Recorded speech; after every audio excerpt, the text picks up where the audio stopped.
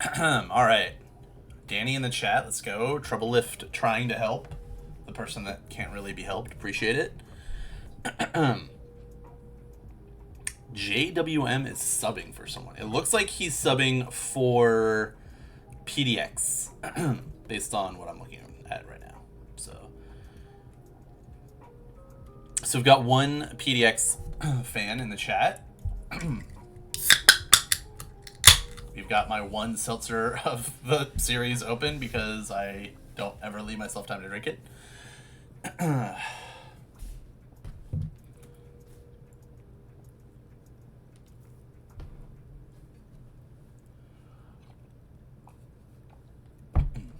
you know what? Actually, oh no, I can't. As I say, I could pin who's playing for the stream, but I'm definitely not mod, so I cannot pin it. Danny's not a mod either. Wow.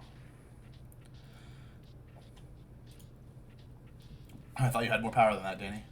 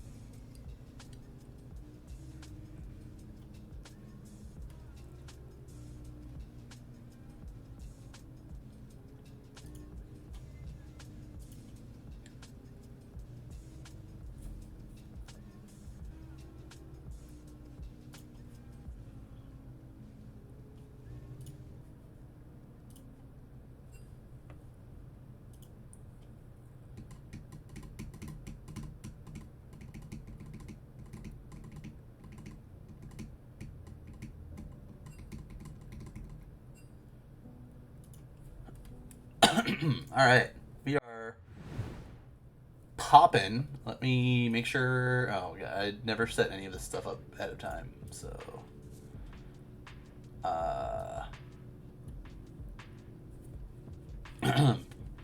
We should have, yeah, PDX is on the left.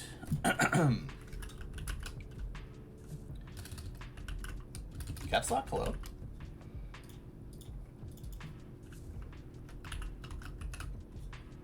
Cool. All right, we should be good.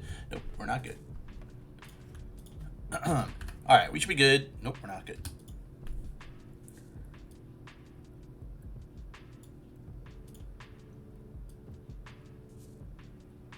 All right, we should be good. Yeah, looks good. Okay. All right, so welcome to whatever week this is. We got PDX versus one rat, 4 enters. PDX is Paradox, which I believe is Thusro's team, as that is in his tag on his name. We got pretty intense matchup here. Two very high cost teams. So the the salary cap for the league is 25.5. And we've got Paradox at 25 and One Rat 4 Enters at 23.5. So really talented players all around here. In the lobby that I'm looking at, that everyone's sitting in right now while we draft, pretty much everyone's like Emerald or Diamond. So it's there's a lot of talent here. One Rat 4 Enters is headlined by Rat Poisoning in mid. He is a Kiana main, which is why you see the instant Kiana ban come out. And then really strong team around him. 3 4.5s playing. And technically their support is cost-wise the lowest. And then Paradox, also very strong team. They've got a 7.5, which equals Rat Poisoning. So each team has a 7.5 cost, which I think is the highest. In Jungle Nightmare, which is the ADC for PDX, and their support is a 6. So definitely a bot lane focused matchup, bot lane focused game here. Which makes sense. That's why you see the ADC picked up first. They want to, they want, to get the ADC that they want. They don't want to have to get scraps. So we're gonna get PDX banning out Hyper Carry. I'm sure that they didn't plan on playing Jinx, so they ban it. Banning out Rat Poisoning's Kiana, and then Bel'Veth's just annoying, so I get it. And then we've got the instant Ashe Braum pickup for One Rat 4 Enters. So good setup in the bot lane for the Rats, which I will start calling them now. Got their bot lane early. They're probably, I assume, going to give mid lane counter pick and let Rat Poisoning kind of, dictate how the game will go. So do we need AP? I'll go AP. Do we need something more tanky? You can go Silas or Kassadin or someone who kind of builds those tanky mage items. So got Fury and Mel picked up here. Don't love the comp for PDX so far, but they are 3 strong champs. So comp aside, Neferi's crazy. Mel can do a lot of cool stuff. Reflecting Ashe Arrow, maybe I don't think they can reflect Bramar. Definitely reflect Ashe Arrow. Then we got Ashe Braum Kazakhstan on the side of the Rats. So definitely good good setup over here into a Kazakh Skank or something like that. Bramar can be reflected. Okay, cool. Thank you. And thank you for changing the title as well. It looks like we are in Season 3. Boy Love Forever. Projectile. Okay. Sorry, Beer League Fearless is what I meant. So, we got next round of bans coming in. The Rats really do not want to see PDX's top laner on one of these bruisers. So they're gonna get rid of Mord, gonna get rid of Set. 2 champs see a pretty good amount of play in Beer League. So not surprising. Two lane bullies that can kind of dominate fights late game. And then we will get this. I think. Oh no. PDX had JWM is their sub, but he is a rostered sub, so they shouldn't lose a ban. I guess there's a Singed player on the Rats.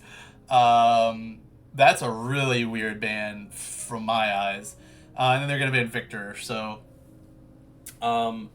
maybe they've seen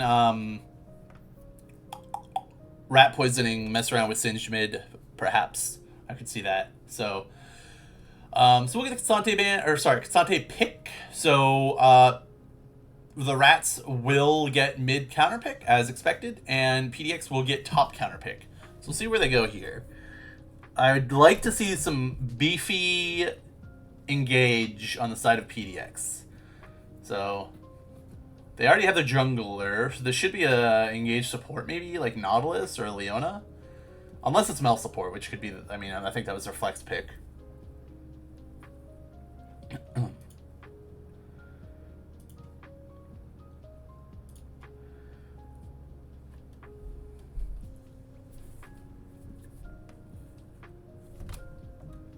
Nico. Okay, that could be mid or support. I think it's better. Well, I think it's probably better support because you can get a little more roaming off. We'll see. I think they probably want. Yeah, this is definitely going to be an AP pick for Rat Poisoning here. Victor's gone. Maybe Cassidon I could see. Something where he pop off. I think he's more of an early game player. Maybe a Fizz? Azir. Okay, did not expect that. So, cool. Okay, well, I like the Rats comp. A lot of setup here, a lot of good team fighting. Cassante can technically ult people through Azir's wall, I think. I would assume. I don't know how that works. And then, okay setup on PDX, but so just really strong champs in general. So, I think we've got strong comp versus strong champs. See how it goes.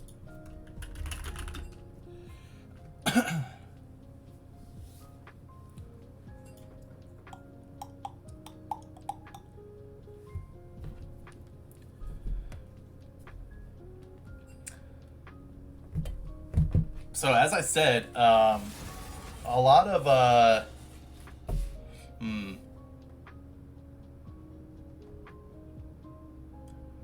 let me know if that music is annoying on the stream. I'm guessing it's annoying. I don't know how audible either of these audio streams are. But technically I could mute it right now until we're ready. I don't know, how annoying is that for me to do? It's not that annoying. Okay, I'm fine with that.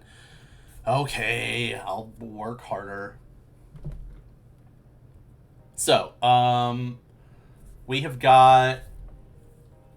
Yeah, like I said, Rats I think has a better comp. And they definitely have the, I think, stronger mid lane champion. I'm curious to see if this is going to be Mel or Nico mid. I should find out here soon because I get to watch the draft, like the live draft. So we'll see where this goes. I definitely favor Rats comp. I think they just have too much engage, and Braum and Cassante just get so tanky. Cassante turns into a tank assassin. It is going to be Mel mid. Okay. So JWM will be playing a Mel mid, and we've got Nico support. I mean, technically, I guess they could swap last second, but I don't really know what that does for them. So, interesting. I don't really know much about the Azir Mel matchup. I'm guessing it's probably pretty even. Mel, I could see it going either way. With rat poisoning being a 7.5 cost, I'm guessing that it will be Azir favored this game. And I am very much guessing that we are going to see a Kha'Zix and Braum gank early on to try and get rat poisoning going. So we'll see. As far as PDX, I think you want to scale a little more, right? Like, you want Nico to be getting level 6 so that she can kind of start doing some shenanigans. Like fake jungle ganks and, you know, becoming a minion and all that annoying stuff she does. Mel, you definitely want to get like 2 or 3 items before she's really relevant, I think. Nefiri, I don't think is overly strong before they finish their like Eclipse or item and a half. Cho'Gath obviously scales well, decent laner. I think he has a pretty good matchup in Cassante too. But yeah, I'm curious to see. I feel like if I was Kha'Zix, I'd probably path bot here. Because you got Ashe Braum set up, and because you can have Azir, you know, come roam and help with the crab, or maybe an early jungle. Nefiri, I would think you probably also path bot to try and counter gank and keep your Caitlyn safe. I have not watched PDX play, but I'm guessing Caitlyn will be their win con. So this should be it should be an interesting one. It is a double melee match up top, so conventional wisdom says that you should path top, but yeah, it'll be interesting. Some of the junglers in this league do some pretty crazy stuff. Some interesting jungle paths, and to be fair, it usually works out pretty well for them. So, so this will be interesting to see. I would say if PDX can get a bit of an early lead. Honestly, whether it's top, I would say any lane. I'm guessing if they got an early lead, it would be top or bot. And then you can maybe lane swap bot to top and look for an early play on objectives, or you just keep them bot and try to force dragons and start getting dragons as a win con for Dragon Soul. I could see that being a good play too. So we'll see. These games are usually pretty crazy, pretty back and forth. Teams love getting like 4K gold leads and then throwing them. So, but the pros do that too. I know MSI is going on right now. So.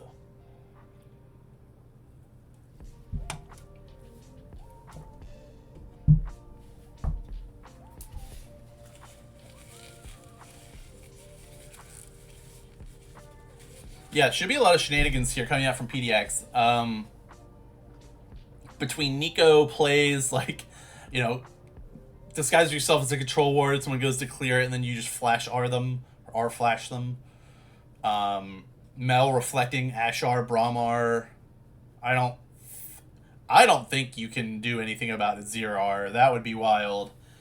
I don't know if that is technically a projectile or not, so... You just get pretty funky. We should see some weird stuff here, which I'm all about. But we are going to change to... Boop. Cool.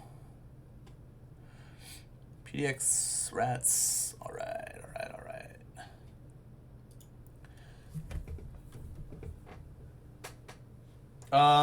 And for anyone who doesn't know, Braum is one of the best invading champs because he Qs you, and then if you get tagged by the Q and you flash, you're slowed anyways, so he can just flash after you.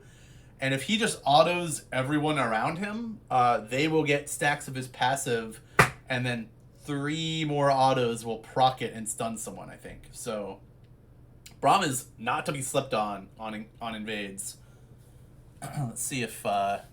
Any master here. Oh, wow. Okay, so Suck My Salami is definitely a Kha'Zix player, and that is all I had time to look at.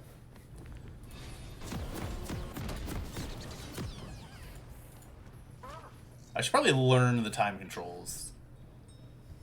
Back? Goes back. Alright, we've got some pings early on here. We've got Nico shenanigans. And I really don't want to keep the time controls up. I kind of do, but I don't know. We'll see. All right, and we've got the Oracle lens purchased by Kha'Zix. Love it. So, I love seeing 30 seconds until early Oracles in competitive play, especially if like a support will take it. I think I would have liked to see it maybe from Nico or Braum, so you know when they're in the bush, because bush control, I think, will matter for those champs. So we'll see. We just got a standard 5-point here. Well, technically it's not a standard 5-point. Braum should be spread out, and then Azir should be pushed up mid to see if anyone sneaks through here. So if Azir stands here, then he can see anyone walking this way, but if he stands back here or over here, people can technically walk through here. So so Azir not being here lets Nefiri kind of do that. So good ward by Nefiri.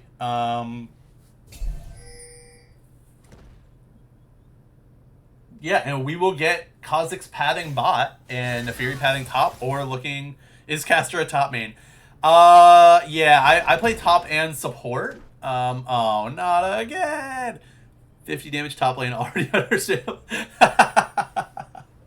The instant Cassante Q into pause. Cassante's Q knocked Cho'Gath out of the game, confirmed. Mic issue, interesting. That's the first tech pause I've seen that's not just for lag or bathroom. Who is his top matchup? So I actually think Cho'Gath should win it. I think Cassante is probably not favored in this matchup until maybe like pretty late. Because I think Cho'Gath has more sustain in lane and has a better better grasp trades. Yeah, especially like level 1 if Cho'Gath started E. So I really like this matchup for Cho'Gath. I think it's great. Somebody banned, I think Rats actually banned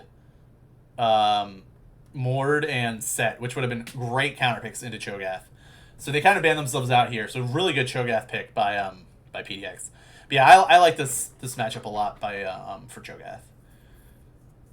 And Cho'Gath also gets to start Dorn's Ring. Oh, we are back. Right. He gets to start Dorn's Ring, which helps him a little bit more with the sustain, which he already has crazy sustain because of his passive, right? So K'Sante wins lane but loses game against Cho. Interesting. I would have expected that Cho wins the lane. So that's cool. K'Sante also has like 18 dashes, right? So I could see him having a good matchup, but if Cho'Gath plays it slow and doesn't waste his Q, I like that matchup. I'm actually going to take this off because I really want to watch level 2 down here. So Caitlyn is the primetime player here for PDX. As you can see, she's already got quite a lead. I actually have to turn this. Nope, stop it. So Mizuyu gets level 2 here. I'm guessing it should be Kate Nico because they're a ranged matchup. So 2 more minions here. She had to use her headset on the wave. Headshot. And that's level 2. Okay. Oh, good EQ there by Nico. So I think Kate wasn't quite as far up the lane as she wanted to be because she was dealing with those minions. But yeah, nice little chunk there. And this is probably how this lane's going to look for a while with Ashe sitting under tower. So got a little bit of trading up top. Good ward here on Nefiri's Raptors. So we now know that Nefiri's pathing top, and we know that Kha'Zix is pathing bot, as you can see with the pings. Yeah, so I think I think he just did that to clear the wave and get some mana back and some health back. But if Cho holds that Q, he'll be in really good shape. I also did not expect him to be getting pushed in like this by K'Sante. But again, anything can happen.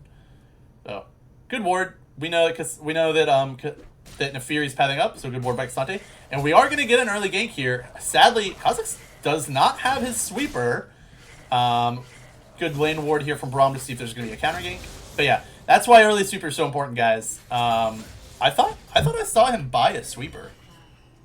Kha'Zix bought Oracle Lens and then refunded it. So that's interesting, especially if you're pathing bot looking to help your bot lane out. Yeah, I don't like that decision. So, because I'm getting real low here, this is kind of how I figured this would go with how much sustain Cho'Gath has. And K'Sante knows that Nefiri's about to be up here, so this is probably a good back timer. We'll put it back on directed here. Will we put it back on directed? We will. Mid lane not going bad. Mel actually up a lot of farm, surprisingly. I don't know much about the mid matchup. I know Azir's supposed to be a lane bully, but I don't know how effective it is. Ooh, Cho'Gath taking a nice chunky tower shot there, and we are going to get a gank here mid. So Azir's going to try and bait this into the Kha'Zix. Luckily, that Nefiri is not going to face check, because that would have gone poorly for him. And now Azir shuffling forward to get the shield, but he went into the minions and the Nefiri. So Nefiri's going to pick up first blood here. Wow, so not a good start for the Rats. Mel farming well and got an assist, and we've got Nefiri on the board early, which is not good for a Kha'Zix who ideally wants to be finding that Kha'Zix in the or the Nefiri in the jungle. Nico skin and Chroma A+. Okay. Wait, Danny, does your scale go up to S or just A? Is A+ the highest on your scale? Because people love doing the S and S+ stuff.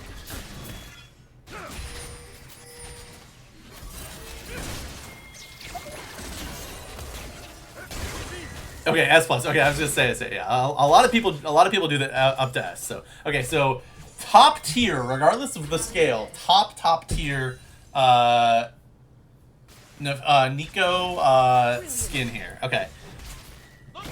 We do have Santa Braum though, so it's not nothing. I think Kate's. Oh, that's Arcane Kate. I think it's Arcane. All right, so Kate taking some tower shots here. And slowly building a lead in bot lane. Kate's got an 8-7 CS lead now. Yeah, you can see how scared Braum and Ashe are. Ashe does have a ward, but I think they're just really nervous about Nefiri being here. Mel already is our last chapter, so it's about to get really annoying for Azir. Good usage of EU by Braum there, just trying to help his ADC out. Ooh, good auto Q from Ashe. I think she missed the minion, but it's good auto Q anyways. We see a control ward coming out mid. Ashe trying to stay relevant on this wave. And you can see all Braum's wards are only going down in lanes, so they are really worried about when they're going to be recalling and if they're going to get lane ganked here. So again, we have Kha'Zix looking bot, but he does not have sweeper, so he is great job by PDX here, keeping their bot lane safe. We do have level 6 up here, but yeah, Cho'Gath chunks. If he's maxing E, he Chadzix, yeah. I like to call him Cho'Gap because he gaps the top lane.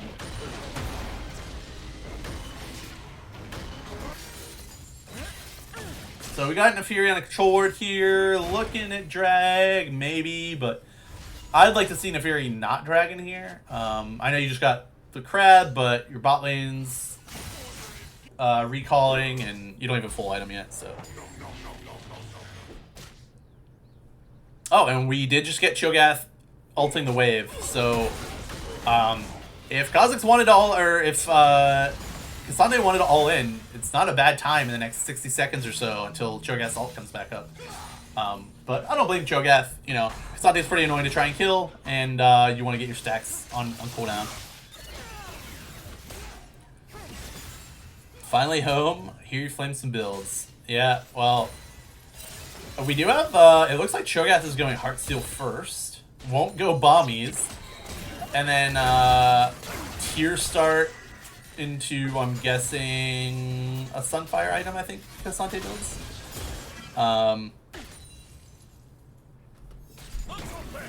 So yeah, Nefiri, both junglers pretty chill. Kha'Zix looked a couple times here, but he doesn't have a sweeper. So finally Nefiri has a kill, a good item purchase, and a sweeper.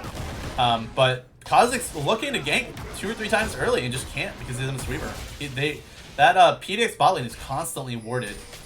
As you can see, I mean, they have, you know, 2 control wards down there already, so. Ooh, nice try on that combo from Kate, putting us down some more damage. Both ADCs have a BF sword. I don't know how they do it. Well, yeah, Sunday, I don't know. I like the idea of the item, and I think, yeah, I was gonna say, we just heard Nico's R go off. I don't know why we watched Braum warding, but Ashe did just have to flash away from the Nico R. So, shenanigans already coming in here, and that's why when you're supporting the sword, go with them. Kha'Zix just heard Nefiri and Cho'Gath sneaking the grubs. I don't think Cho'Gath was able to ult them. That's the ideal. Oh, yeah, he was. Oh, yeah, there he is. 3 stacks? Oh, he's stacking pretty quick. Okay.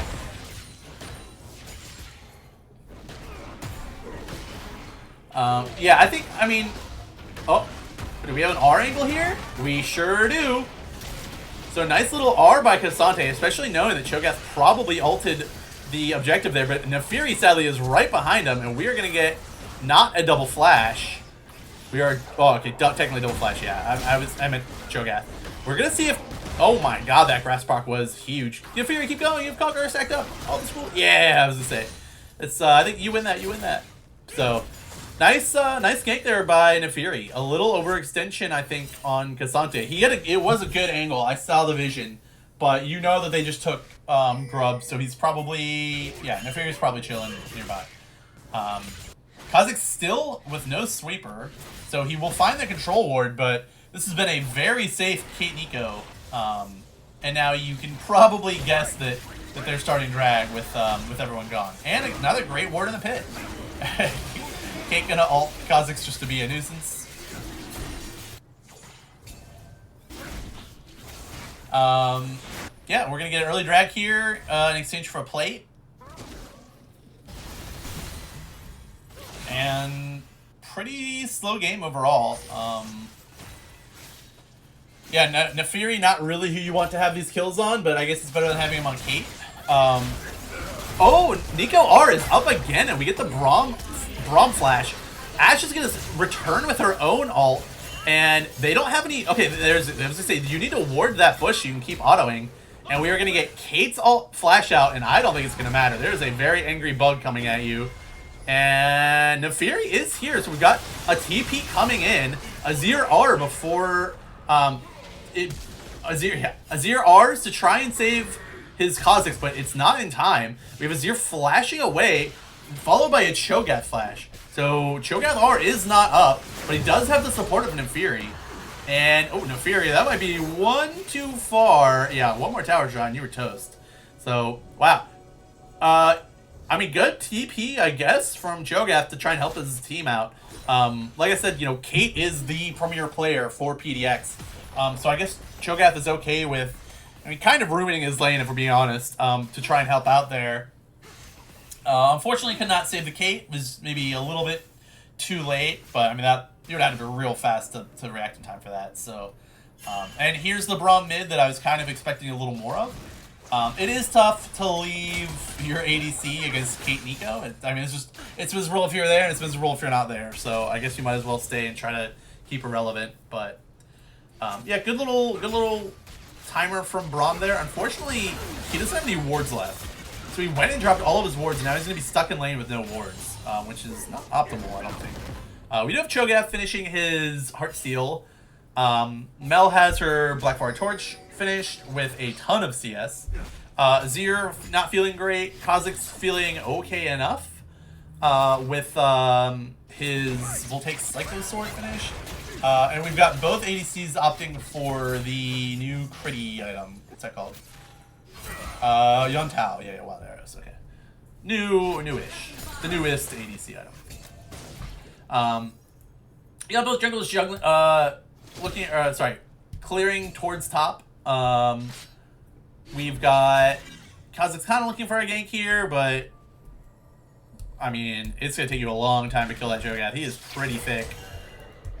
So yeah, Kha'Zix is gonna drop a ward back. Probably look bot crab or a gank.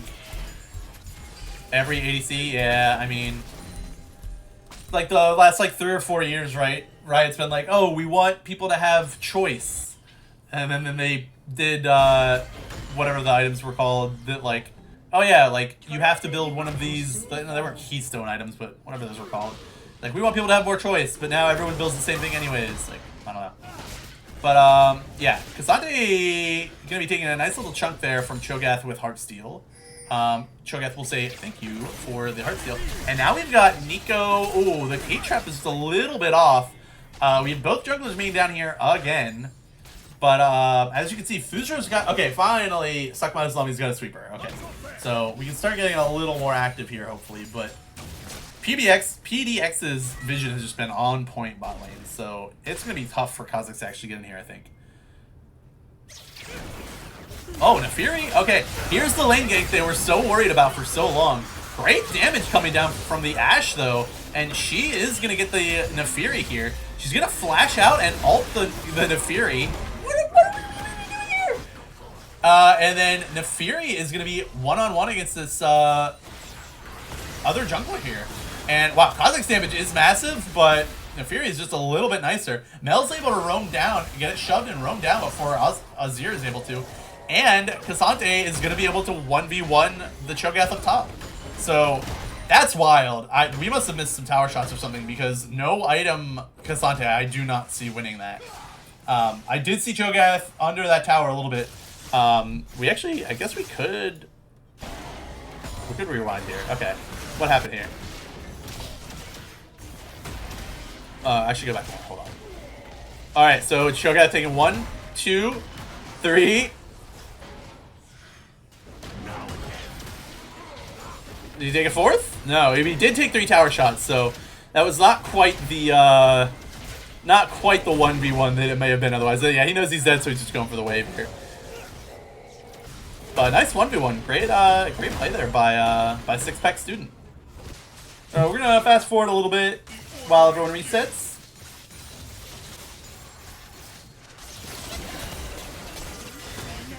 Little ult here. Nico is looking. Oh, okay. Well, great play by Nico Kate there.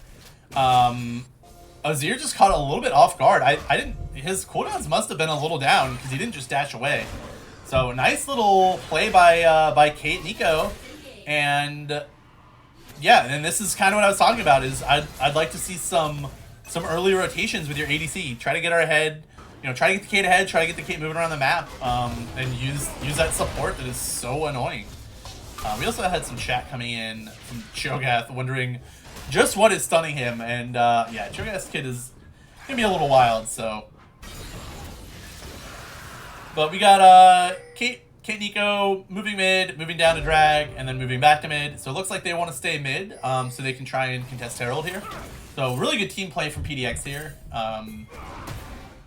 This is the kind of stuff I like seeing in a competitive environment. So, and really important too. We do have some pings in mid, and we've got a flash ult from Braum. Kate is going to cleanse, but it's just not going to be enough because that is a pretty strong Kha'Zix. We're getting Nefiri going in on Ashe, and even with the Braum right there, it's just not enough to keep the Ashe alive. So that is an item, almost 2-item Nefiri on an Ashe that just did not have ult up at the time. So, and this might be first tower. This is great work by PDX to move around the map. So it looks like Nefiri's going to try and take control of top side a little bit. Cassandre is definitely overextended here. I don't think they knew exactly where he was. He's going to get out. And then we get an Azir solo on Mel, which is very surprising. Mel is not weak. So I'm curious to see what happened here. Mel go for a little bit of poke. Oh, no. Okay, that was a really nice play by Azir. Mel just went up to poke, and Azir instantly realized that she was in tower range and a little too close. So nice little play by Azir there. So it looks like we are going to get vision by both sides on the Rift, but not an actual, play here yet. I think they think that Mel actually might be that low. Yeah. So, Nico having a little bit of fun here. Oh, it's harder than I thought trying to keep all the names straight in my head, especially when people turning into other champs. Like with this Viego,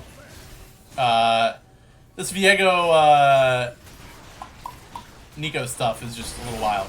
So we're gonna get Rift picked up here for blue. I guess I don't really need to be. I was trying to catch up, but I don't think it really matters. So nice little Rift picked up here. I think that Cho'Gath was. Oh, he did not stack it. Okay, so maybe it was either not up quite yet, or just they were a little worried. I mean, that is doing more damage than a smite right now. So I think that might have been either one. Yeah, it was either an accident or he wants to save it in case he has the 1v1 Cassandre here. But interesting choice. So as you can see, we got Kha'Zix kind of help shadowing Azir here, just trying to make sure he doesn't get dove. This is a very low tower, so yeah. Oh wait, I thought Azir warded that. Okay. So Kha'Zix just hanging out, and Nefiri hanging out. They know that there's something to do on the map, right? There's no objectives up. So both teams know that this is the only real play here. Oh, that is not Nefiri, that is Mel. And the game completely fooled me, even though I do have a mini-map. And that was a great play by Nico to walk forward and R. So great play by Nico there. They are a little overextended here, or are they? As Ashe Flash goes ults, we've got a TP coming in from Cassandre, and they are going to try and turn this. Cassandre, is he thick enough? His team is real afraid, and sadly he went in and went down.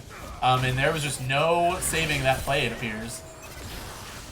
Crazy recall right there from Kha'Zix. I would not have had the balls to do that.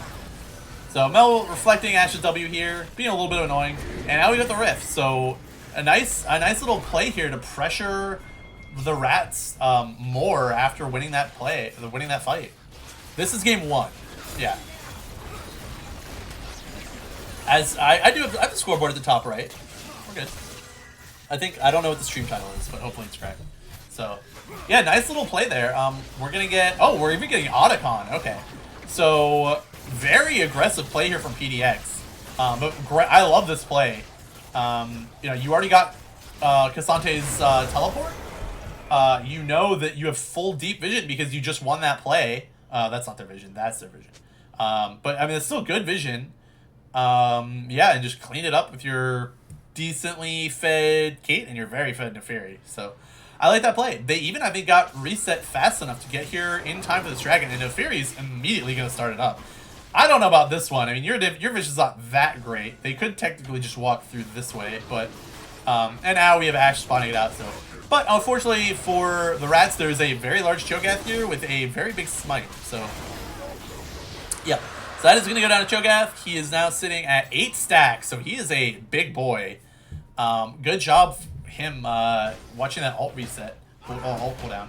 And good job by Rats here to respond by going top. Hopefully get some deep vision here to take away some camps from the PDX and get top tower. So I like the response here. Oh, Nico. Okay, they did not hesitate to pull that Ashar into an immediate Braum QR. And that Nico, yeah, she's definitely first time I've really seen her overstep here.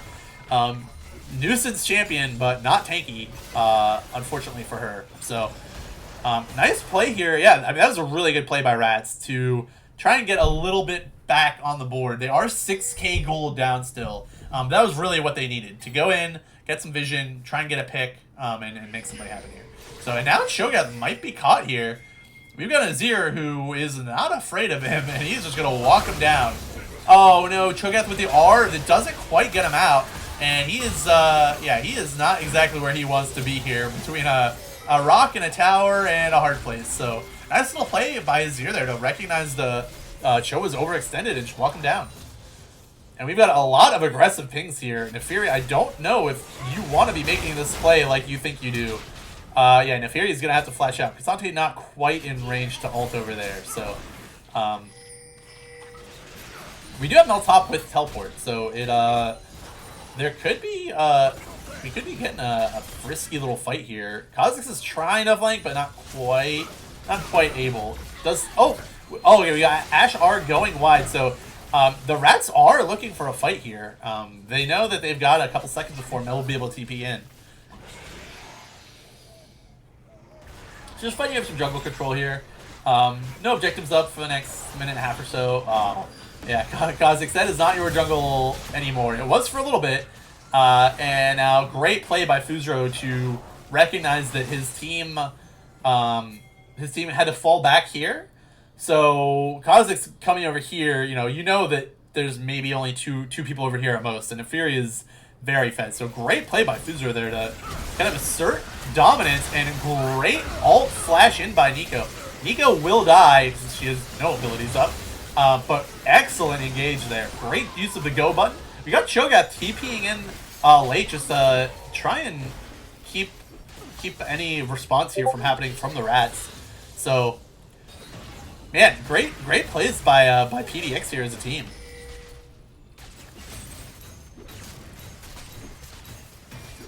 And we'll get the first inhibitor tower down here in this game.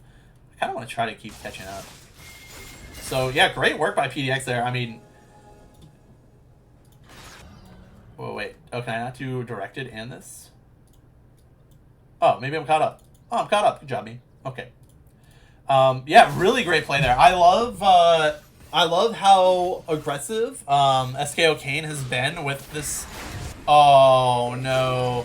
Make him pay! He didn't have to pay. Okay. No, Kha'Zix BMing a little bit with that smite, knowing that he has the help behind him and Cho'Gath really can't turn. Yeah, great job by SKO Kane on Nico here, being aggressive. I think that was the one thing I didn't like about PDX's comp, is that they didn't have a really solid engage option. But Nico has basically been rocket belt flashing in on cooldown. So props to Kane there for really making it work for their team. We've got a 5.5k gold advantage now for PDX, so game's pretty good. They do have one dragon advantage, and it looks like we're trying to catch someone out with Cassante top here around Baron. Not quite gonna work, and now, oh, Kate, I don't think she had E up, or she did not feel comfortable about that. Oh my gosh, okay. So Mel's gonna get ganked top and be able to take down the Kha'Zix, get one shot by the Kha'Zix. Then we have Kate getting in trouble bot lane, or mid lane, having to flash out, but immediately getting back into the fight. Great response from her team there. And even though Drag spawning in 15 seconds, they are looking only at the Baron. So it looks like, yeah, this should go down pretty easily. They have, and Fury can even save. I wonder if they smite this and then Cho'Gath R the other one, or if they just Cho'Gath R this and give Drag. I think both are fine. Alright, so we're going to give that to Cho. So now, the rats know that Cho'Gath R is down for this drag, but also Suck My Salami is dead, so they're probably not too worried about this. So Azir gonna get out of dodge, push as much as he can and back. I think if you're, I don't really know what you can do if you're rats here. I think maybe you just try and push top out a wave, push mid out a wave, and then, you know, defend the best you can. Sadly for the rats, their wave clear is not great. I don't think Azir is the best wave clear, and Ashe does not have Runans. She is going for a more crit damage heavy build rather than AoE, which I think is probably the better thing to do, at least until now. She's gonna have to be farming super minions for the next 10 minutes. Maybe she wants to grab her Runans after this, but I think that's looking like Infinity Edge here. So straight damage for Ashe. She doesn't even have cleanse with the Nico. I don't know. I don't think it would help that much. I feel like if Nico's on top of you, you're already dead probably anyways. So, so we'll see how this goes. We have Nico picking up the Zhonya's, so she's gonna go flash alt Zhonya's, stop getting killed by Ashe. Hopefully, every time she goes in. We see Cho'Gath a little scared here, which is a good play by Cho'Gath. His team is top. You see them kind of looking at that top tower, I think, as a team. So good job here by Cho'Gath just to be defensive. But Azir is going to immediately alt Cho'Gath back towards his team, and this is a very quick collapse by the rats. So they know that they're not going to really be able to defend that well. So that was a really good pick again by the rats. I think they're playing pretty well against even at the disadvantage they have here.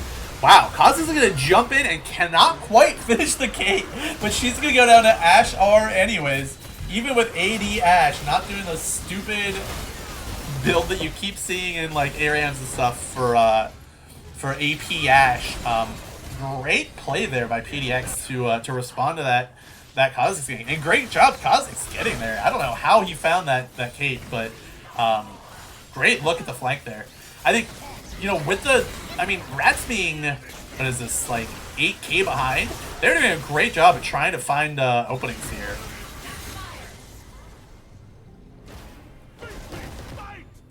So yeah, Ashe gonna just farm up.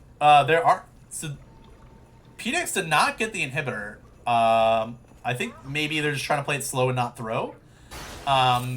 Also, when they do get the inhibitor, that will be free minions for Ashe to farm to try and get this Infinity Edge finish. So the inhibitor still is not fallen, I don't think. Yeah, so interesting.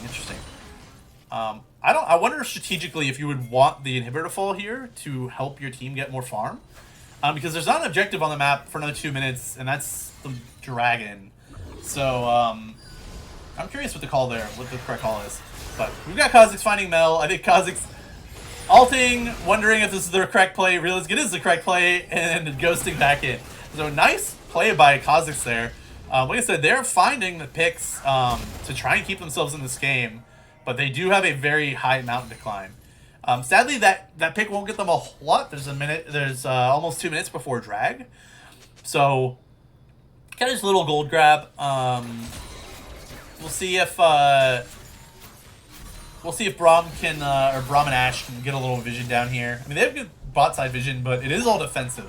And as you can see, we've got really good vision by PDX per usual here.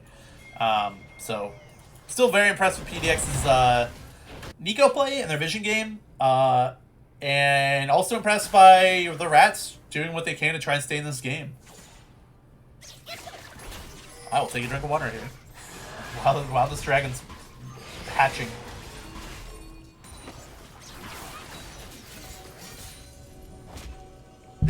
Alright, we got Braum here.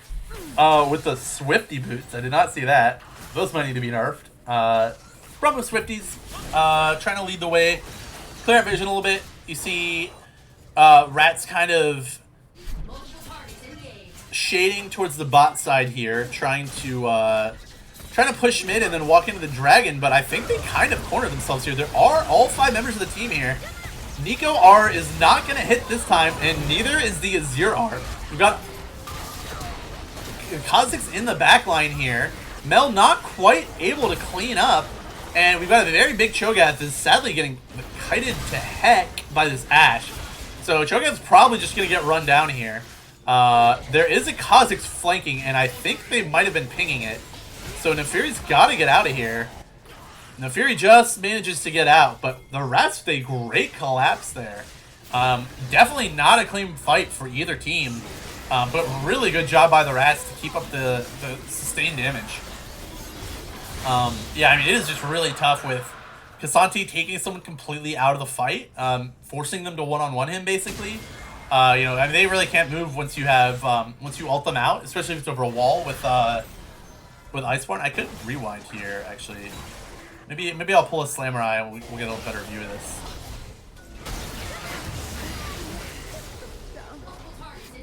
So we're gonna get some defensive kiting here. I think Nefiri overextends maybe just a little bit, doesn't realize exactly where the Rats are all positioned.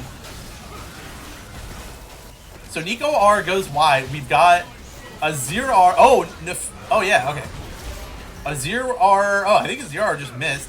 We've got Mel trying to 1v2 over here. We've got Nefiri trying to 1v2 over here. Cho'Gath is trying to get on someone, but can't quite.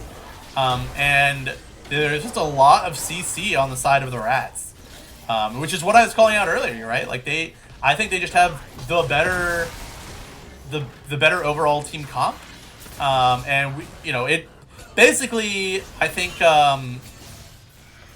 PDX is gonna live or die by Nico, by that Nico engage, and I think they're dying by it at the moment. So nice little fight here. This should lead into Dragon. Yep, so good smite there. Good job by the Rats to try and get back into this. They are only 4k or so down now.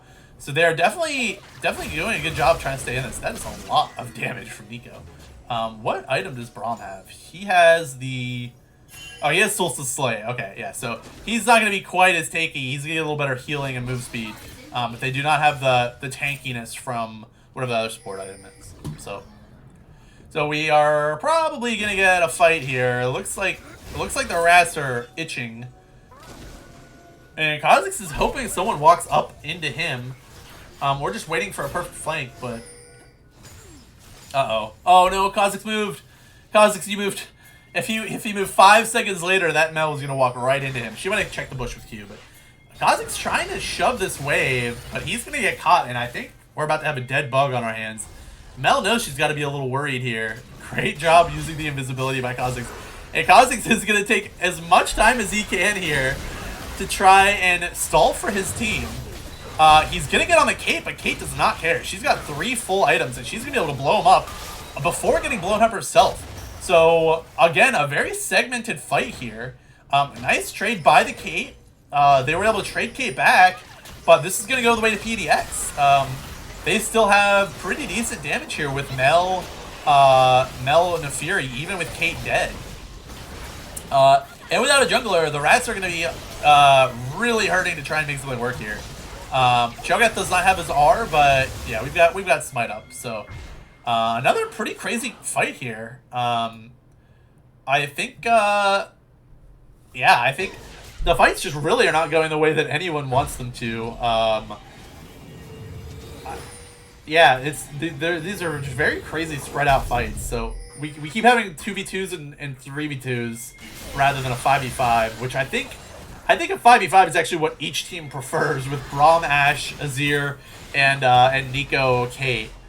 But they're not quite going the way that the teams I think want them to. So we got Baron on PDX again. They do have a 7k gold lead, so they're pretty ahead. Almost 6 items here for Nefiri. I don't think anyone has 6 items yet. Oh, we are getting a Randuin's Ash next. I don't agree with that at all, because you're just getting blown up by Nico. So, I mean, I know that Neferi's pressing his buttons on you, but her buttons on you, but yeah, I disagree with that. I think Rapozing maybe giving us a little bit of a spoiler here. So we're gonna get Ashar into instant Kate cleanse. Nico's gonna go in and get 2 of them, but we do have Kha'Zix flanking here. So Kha'Zix realizes he can't do a whole lot with the Azir tower coming up here. Azir sadly gets caught under his own tower. Kha'Zix is trying to get some work done here, but great job PDX by just collapsing here, knowing that that threat is open or is available. Ooh, Braum is gonna get out with 1 health, I think. But there's a Baroned up team with a very large, very full health Cho'Gath walking at them at the moment. I just lost my pointer. Oh god. Okay. Sorry. So sorry. Okay. So as you can see, there's not a whole lot that Braum Cassante Ashe can do here to defend, and that is going to be the game. So yeah, a little bit of a spoiler here, but yeah, good game overall. The Rats were always behind, but really always really into the game. And like Slamride Jack said, Neferi is not a balanced champion, and Fusro definitely made that work. So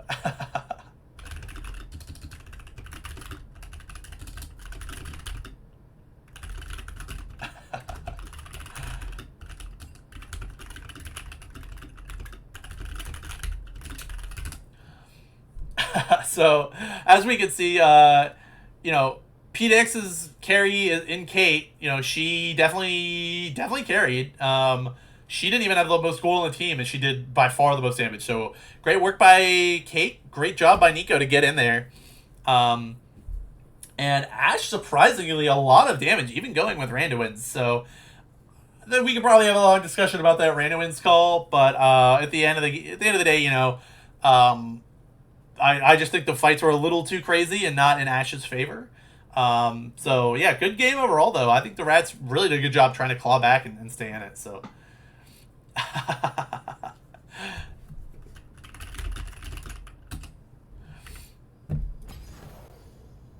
All right, well, great first game there. I will go to. I think we just stay here. Let's see here. I think Fusra is technically the one of the bosses here. So we'll hang out, look at some. Oh, I thought this was Dark Star for a second. Koshin's Crossing. Okay. I've only played, I think, 2 ARAM games, so I actually haven't seen, like, all the new maps and stuff, but this looks pretty sick. I've only seen, I don't know if I've seen Butcher's Bridge, even.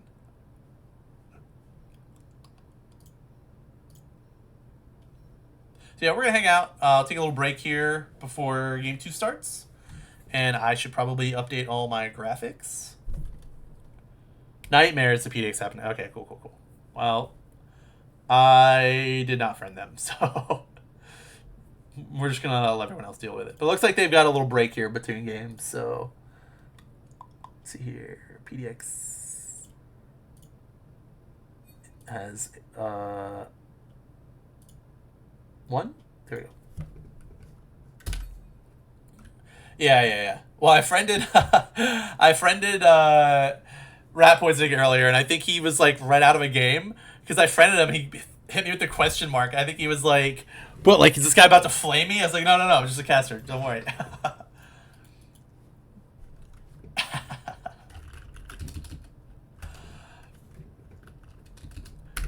Yeah, Fusra dropping the woof on the chat here. He knows that he pretty well carried that game until Kate got 2 or 3 items. I mean, a lot of that Kate damage is kind of like her hitting Braum's shield under tower, but yeah, definitely was popping off. She basically turned into an assassin late game. Welcome Bruce to the series, the match. Yep. So the first game just ended. PDX won 1-0. PDX pretty much had a chokehold most of the game, But Rats did a really good job of like finding picks and finding plays and trying to like play their own game rather than like follow PDX the whole time. And like League, a lot of times you try to like trade things, right? So like if someone takes the tower top, you try to take a tower bottom. If someone takes dragon, you try to take something on the other side of the map. And I think the Rats did that really well, rather than sprinting in when you know you're behind and getting wiped and then the game ends even faster. So I think Rats did a good job there. I think it looks like we're getting. Okay, we've got the lobby starting. We got the draft started. No, draft is ready, but yeah, nothing else is ready yet. So.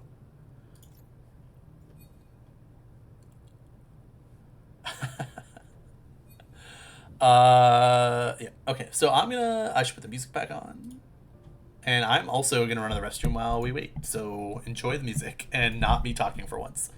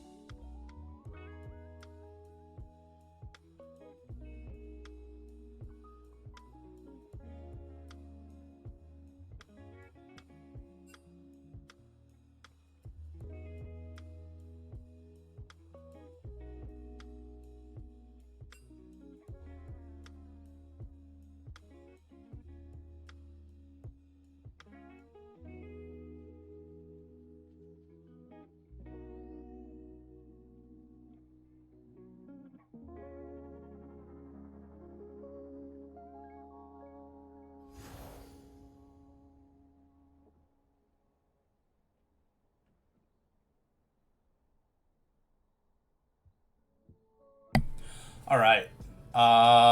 We are officially into the draft. Here we go. Let me change my screen. And I gotta change this to Game 2 Fearless. Okay. Yep, it looks perfect. Don't worry about it, guys.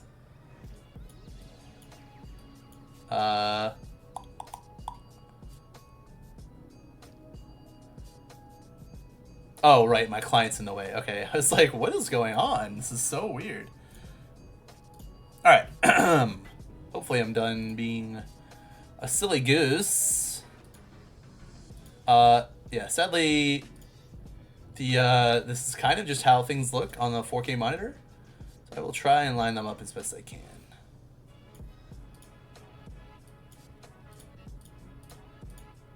Hello. There we go. Oh my gosh, please stop snapping. Okay. That looks great. Good job. Let's get to the bans. Okay, so we've got the Smolder Amumu ban still by the Rats. I don't remember exactly if Sivir was banned last time. And then we've got Runback Kiana ban. So PDX banning out Rat Poison's main of Kiana. As well as BLF, and they're banning Twitch this time. I think they banned Jinx last time. And that would be because they are first picking Jinx here. So, good game plan by PDX, it looks like. They pretty much knew how this was going to go coming into it, draft-wise, and it looks like they're responding well. We've got a Zeri pickup for the Rats. Not much Zeri played that I've seen in these leagues. This is definitely the first Zeri I've seen, I think. Zach not banned. True. I don't know. I think Zach is super strong, but yeah, I think people like playing more assassin-y champs from what I've seen, like Bruiser Assassin rather than straight up tank. But we are gonna get the Zeri Yuumi lock-in. So the classic combo. I did see someone in the Discord saying they were gonna ban people that picked Yuumi, so we'll have to see if a ban is incoming for this. But I like the pick. I think Zeri Yuumi's strong scaling combo. But now I'd like to see PDX responding with some hard CC lockdown, like Nautilus lock-in right here. I think would be perfect. Because if you ult Zeri and lock her down, then Yuumi is also locked down on top of her. So, yeah, I think Nautilus would be like the perfect pick right here. IMO. We're going to get the Udyr pick. That could technically be top, but it is probably a jungle Udyr. Wow, we're not going to get a support pick. I'm surprised. 80 Udyr or no? I mean, 80 Udyr is pretty insane if you get going. If you're behind, you are worthless. But hey, there's Zach. Did they listen to the stream? Are they going to do it? Oh my god, they're going to lock in Zach for Wacky Bruce. So... wild. Yeah, I think Hecarim probably would have gone really hard for the Rats, but I think Zach is a great champ. So I like this. Really surprised PDX didn't go for more hard engage there on Zeri. If I was the Rats here, I would be banning like Nautilus, Blitzcrank, Thresh, not Lulu. I mean, I know that they've got Jinx, but you really do not want them locking down your Zeri. So, but it looks like they've got other plans, so props to them. Rats. Yeah, Rats are on the right, I think. Yeah, Rats are on the right. Sorry, I might have misunderstood Night Labs, but we are gonna get okay. There's the Nautilus ban. That's what I wanted to see from the Rats. Okay, yeah. Lulu, I get it. You don't want Lulu Jinx in the game, but I think you've gotta, if you want your Zeri to be able to play the game, you gotta ban out some hard ZC. So PDX, I'm guessing that's Udyr top if they're banning Ornn, or they just don't want a crazy engage with like Ornn, Zach, Yuumi. So Night Lapse, if the HUD, I know they're not lined up because it's a 4K monitor, and yeah, it just doesn't line up perfectly. But if you see something else wrong with it, let me know. So we're gonna get Ahri locked in here uncharacteristically early for Rat Poisoning. I guess I just really like Ahri into this comp already. I guess PDX already picked their mid laner. But this almost definitely is going to mean that the Rats are going to have an AD top last pick here. And I do not know what their top plays. I know Set was banned, I think, by them last game. So it'll be interesting to see where their head's at. We're going to get support and top or jungle here from PDX. So Milio Jinx. Milio's really strong. Milio Jinx is, I think, one of the best combos in the game. Right up there with Zeri Yuumi. So really good bot lane combos here. Zach Udyr, if that's Udyr jungle. Zach Udyr are both great junglers. Great mids too. So we'll see we get right here to close this out. This should be the top laner for PDX, I think.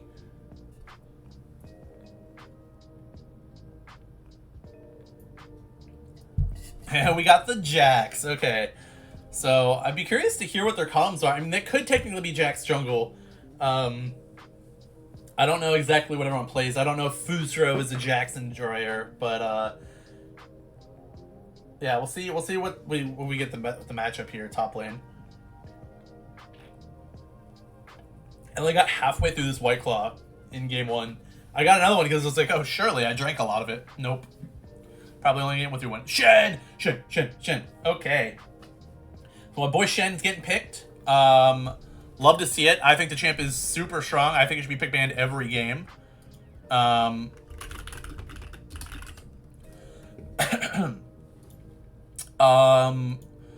Yeah, really like the Rats comp here. You've got a lot of engage. You've got pick with Ari. Zach can like 1v9 once he gets, usually I think they go like Bommy's item and Leandry's. So you get a little bit of tankiness, a little bit of AP.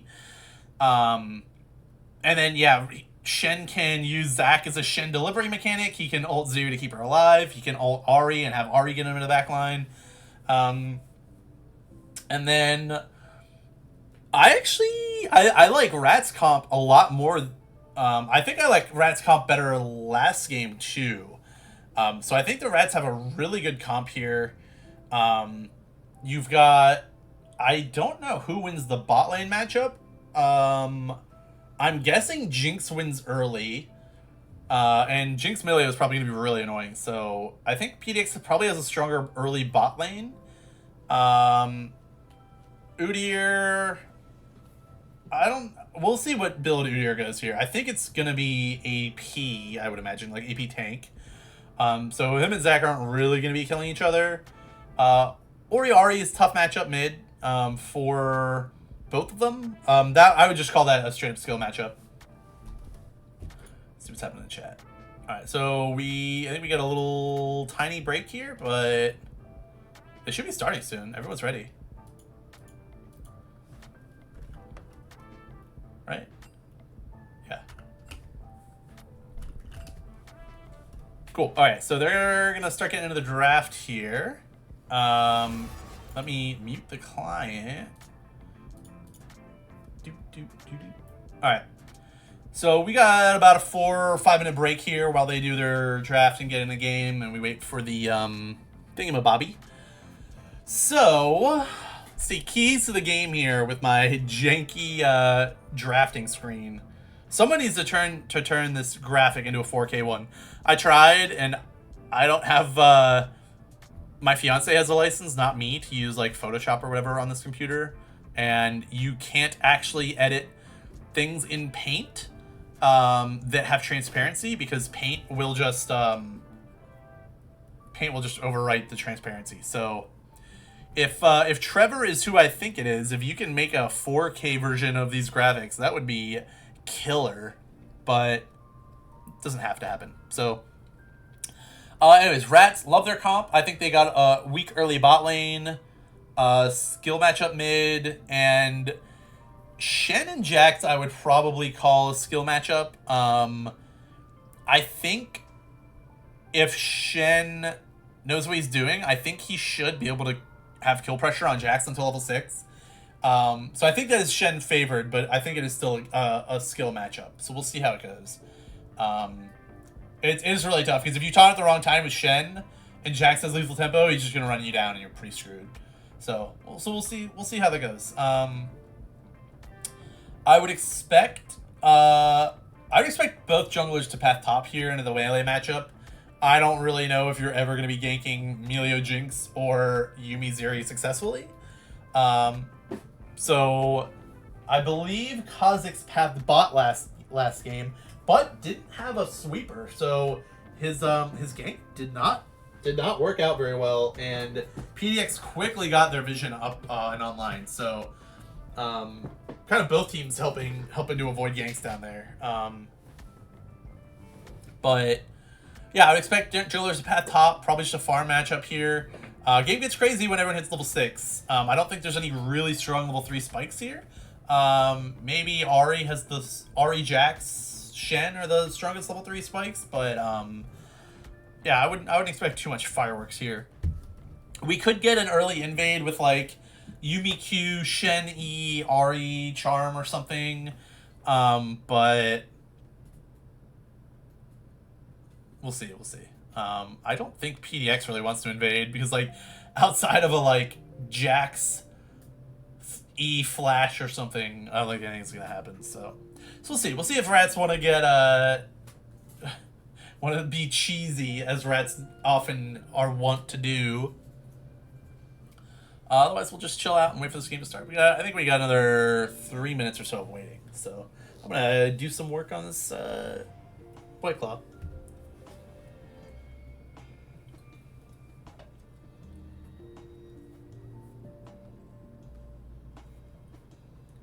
Let me know if anyone in chat plays Pokemon Pocket. Always looking for friends to trade with. Game is goated.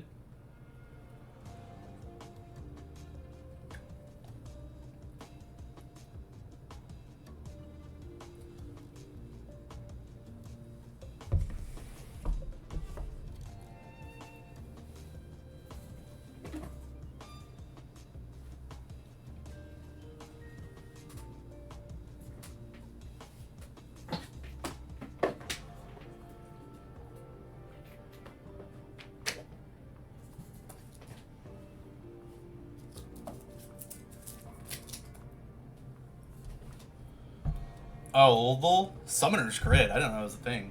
Okay, let me, we can do that.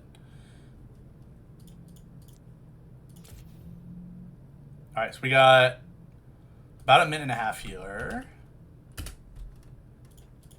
And you guys cannot see this. Alright.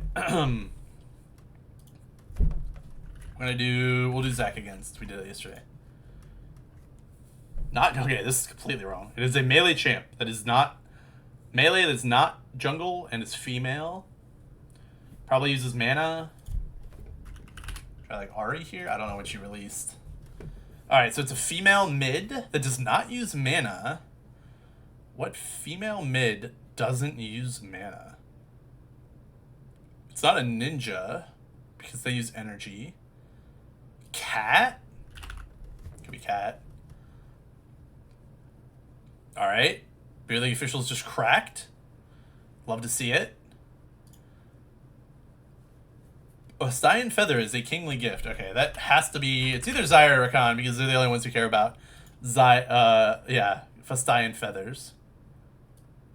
A Fastian Feather is a kingly gift. There you go.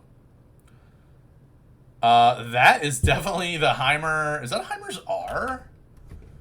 I watch... There's a Heimerdinger main that I'm a mod for, actually. Shout out to... oh my god, I can't think of his name right now. Gunslinger. LOL Gunslinger. And the game's just getting a head start. So we're crushing Galodal. Great job all around. Let's see. We've got good mastery here for Udyr. So Fuzro is indeed an Udyr enjoyer. And not much elsewhere across the board. So will we get an insta-pause?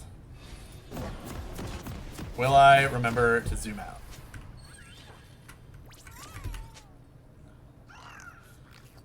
Alright.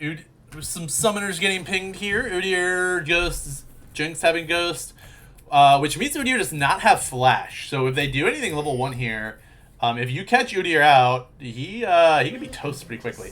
We do have Grasp on both top laners and Teleport. You mean gonna find her best friend there? 30 seconds. And yeah, non-standard 5-point again from the rats. They do not really care. I mean, so they're not watching mid, but they would, as long as they're not like next to this wall, so that someone can't just walk in and like that, then they're okay. And they're not doing that, so I think they're okay. Zeri. Oh wait, rat poisoning is on Zeri. Oh, my Lanta. I didn't even know that was a possibility. Hello, Rihi. So we've got rat poisoning on Zeri. Yeah, this is game 2. And we've got rat poisoning on Zeri. So rat poisoning, for anyone who doesn't know, is the rat's premier player, mid laner. Oh. Wow, Shen being really disrespectful here when Zach... Yeah, Jax is trying to fish for sure. I'm not going to rewind and show you guys that he can fish, but Yeah, Shen having none of it. Will Shen place his blade? Okay, he placed it. I would like to see it up here, but that's not bad. So when Jax walks up, you want the blade in a good place so that you can get the drag through. So Shen wants to be over here. Yep, just like that.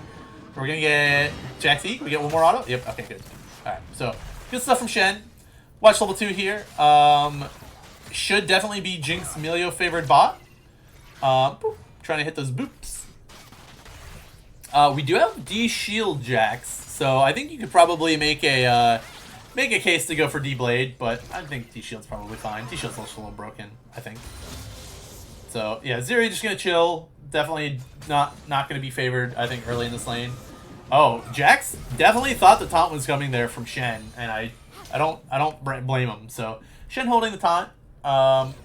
We do... Oh, my Lanta. We do know that... I think we know that Udyr is ganking bot. Or, sorry, pathing bot. I don't know if they know where Zac is. So, I would have expected both junglers to path top here. So, this is very interesting. Great QW there from Shen. I think his taunt is either down or he's being very cautious with his taunt, which I think is fine. I'm always a fan of playing more cautious than less cautious. So, yeah, anyways, really surprised to see Rat Poisoning bot here. I did not know Rat Poisoning could flex ADC. And I did not know that Tom could play Ahri. So, nice little mind game here from the Rats. Oh, show the good taunt here. Yeah, getting good trades. Yeah, this is kind of how I think that's how the lane is supposed to go for Shen. So, well played to Shen so far with beating up on Jax a little bit here. We are gonna have both junglers meeting at the bot crab here. I think Ori is... Oh, Ori actually used... Yeah, with her potion, she's doing alright there, I think. Nice little sidestep from Zeri. Early control ward from Yuumi. Obviously, Yuumi's not going to take much damage, so she can get control ward. We are going to have Zac going in here. He will not get the smite out, but we're going to get an exhaust on Udyr. Luckily, Udyr does have Ghost to get out of the exhaust. And now we're going to get a Jinx Ghost to try and get away from... I think they think Zac E might have been coming up, and it probably wasn't too far off. So, good trade there from... in favor of the Rats. 2 Ghosts, and all they lost was a crab. I would like to see Zac going top here to try and get crab. I think he was really worried. I guess I don't have any wards down bot.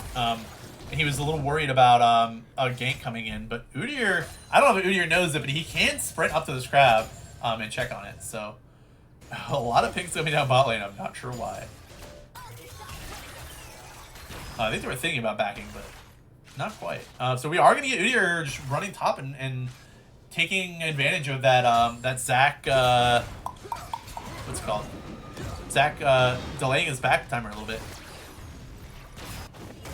So it looks like Zac is just going to path bot.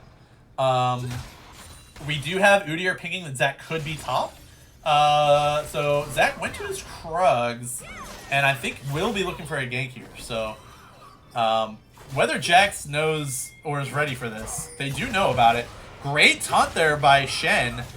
Zac gonna get... Yeah, there we go. Great combo by Zac. So Zac autos... He puts his Q on a minion first so that he can't miss the Jax. And then you auto the Jax afterwards to ensure that the stun or the root or whatever it is goes off. So, and great job, Zeri there, having the ward the bush and taking advantage of it. So, really good play there. Unfortunately, Jax lost his flash. And yeah, good flash after him to by the Zac to follow it up. So, game really going in Rat's favor so far. You're gonna see how bad Zeri's early wave clear is here. Trying to shove this in. I think they might be able to shove in and back. Yeah, I think that wave will crash. So, good job, Zeri. Getting a couple extra minions, getting her crash. Jinx will have the early BF sword here. And we've got Tiamat from Shen. Bombies from Zac, and it will be at least a Liandry's early for Udyr. So, I did do the math, by the way, because I'm a Shen enjoyer. Tiamat actually is fine by Shen. Shen technically likes health more because he scales better with health. Tiamat obviously helps more with wave clear. But from a gold efficiency perspective, Tiamat is actually fine to go and is a good purchase. So don't flame it too much for not starting the health. We do have Zach looking mid here. He's on the Raptors, and I think he's about to get found by Udyr. So he is going to go in. Q goes wide. Nice follow-up by Ari. And wow, really, really strong outcome here for Rats. They were able to get in, get a chunk, and bait out Oriana's R before anyone could really respond. So Rats definitely taking advantage of this game. I am also behind on chat. I've heard a lot of Discord pings. I've heard a lot of I've seen a lot of stuff happening in chat. So we're gonna get we saw Zach pathing top here after that mid gank.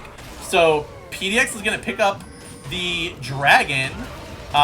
Unfortunately, Shen taunted out, thinking he was gonna get jumped on by the Jax, and luckily Zach's passive is up, but they do not want this fight. Yeah, that Jax was level 7 and a little too high health here.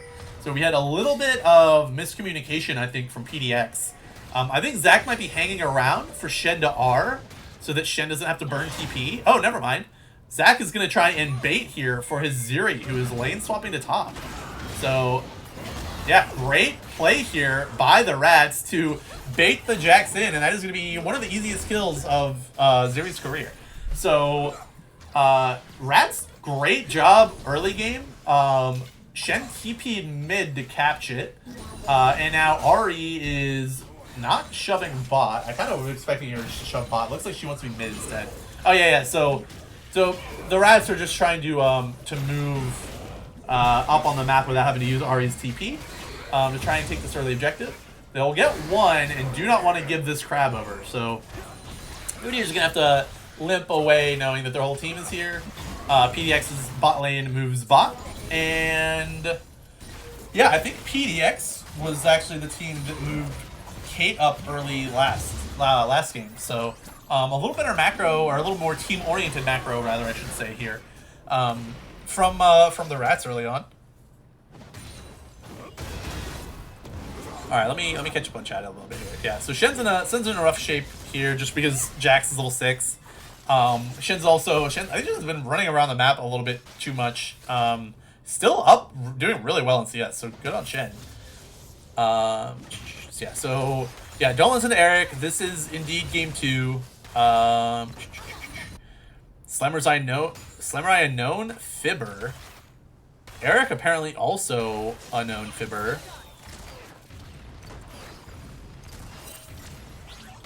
A couple little rockets here coming in. Not too much happening on the map right now. I think yeah, the next objective up is Dragon in 3 minutes. So we kind of just have 2 scaling comps on both sides. So honestly, outside of some Jinx rocket poke, I don't know if we're gonna get a whole lot of action in the next couple of minutes here.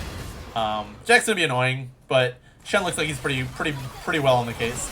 Oh, we are. Never mind. We're gonna get an all-in from Ziri. Ziri are. Milio flashes in to keep Ziri in the game, or in threat range for Udyr, and Udyr's gonna go in, but they have Zach right behind them. Great counter gank by Udyr, and then counter gank by Zach to keep his team in good shape. So really good job by Ziri, knowing their limits there and doing it all in and taking it all in. Arya is looking to clean up here, even though she got pinged. That is a lot of low health targets. So I think Tom is down to drop a wave and a plate here to try and pressure PDX off the wave. Tom's gonna find out that no one's there. But this is gonna be a huge advantage for Ziri. Good team play here again by the Rats to give up a little bit mid to try and make sure that the Jinx does not get accelerated early here.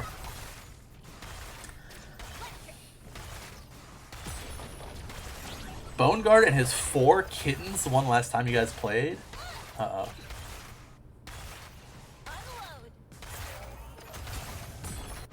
Blue side 1 Ornn is busted? Ornn is crazy. Ornn is just a strong champ. Even first pick. I think it's first pickable. I mean, it's technically not based on what we saw the other night, but strong champ. Fuzro's no fun, please. Ricky flaunting his IQ. Oh man, using Twitch chat to recruit for solo queue is wild. Okay, we'll flex queue, I guess. All right, we're caught up. Yeah, slow, like I figured, a slow game here. Good job by both junglers to kind of be on top of that early all in by Ziri. Ziri kind of hurt now, but I don't know. Oh, okay. And we have instantly the second Ziri R. Oh, okay, we have Ahri flank. I completely missed Ahri flank. That's my fault. Shen gonna do a flash taunt, not quite in range, but wow, Ahri flanking with Shen R. I mean, I like proactive Shen Rs. It probably was not necessary there. And Zach, I think you just go for the wave here, buddy. You, I don't know if you want this smoke. I think Zach just wave clears mid. Emilio's trying to wave clear bot, unsuccessfully. Nice little spacing by rat poisoning there. And yeah, Zach covering mid there ensured that PDX was not able to get a first tower. As much as Shen has been roaming the map, Jax is still at a CS advantage and does have 3 plates, but has not been able to do a whole lot else. Zeri's gonna try and get out here. Really good gank by Udyr. Great rocket by Jinx to help out. So I think you might need to help your jungler out here instead of backing Yuumi. I think Zach wants to fight this, but there's just too much PDX presence around here. And rat poisoning, complimenting the shot, which was a really good shot indeed, knowing that Zeri was going to try and dash over the wall. So good gank. I think Udyr. Oh no, Udyr was not on vision. Yeah, again, you can see PDX's vision down here. They even cleared the control ward. Oh no, Ahri replaced her ward here, I think. Okay, I hate this. Anyways, yeah, we got a control ward behind PDX's bot lane here earlier, but I think Ahri just replaced it. So it looks like we're gonna get a fight here over drag. We do have an item complete for both junglers. We're gonna get Zach flashing in, ulting in, and Zeri is starting to go to work. She's getting stunned by Udyr, but Ahri is very slippery, so while they mess around with Ahri, who can just ult away, we are going to get a Zeri all-in and probably a double kill. I think she can even bounce off the wave here. Oh, not quite. Okay. So, oh, we're going to get... Okay, Jax TP'd in and is flanking. Shen is also going to TP in. His ult is not up. And meanwhile, Udyr is still on the dragon. So, interesting. Good start to the fight there by PDX. Good job, Zach, getting in there and kind of mucking it up. But unfortunately, Udyr was able to stay on drag, and PDX kind of just forced the rats away from the dragon area. And I think Zeri might be in a little trouble here. We'll see. We'll see who's catching who. We've got to get this Orianna ball under her. We do. We get an Oriar, but it is only a 1-item Oriar, so I don't know how scary this is going to be. Zeri is... Wow. Okay, yeah. As you can see, I think even rat poisoning pinged because he was very surprised at that Ori damage. So I did not believe in the Ori damage, but Ori did. So well played to Ori there. Surprised everyone. We do not have Titanic Hydra done for Shen yet, and he knows. So there's a good taunt backwards, getting off some pretty good damage here, even using his passive shield to get one more last auto there. And now this is Triforce Jax. So if Jax wasn't already favoring this matchup, he certainly will be now. I like seeing Emilio top here, top river with Jinx mid. They definitely are going to be looking for the rift here. It looks like the rats don't care too much about this objective. It looks like Zach doesn't care too much about his life.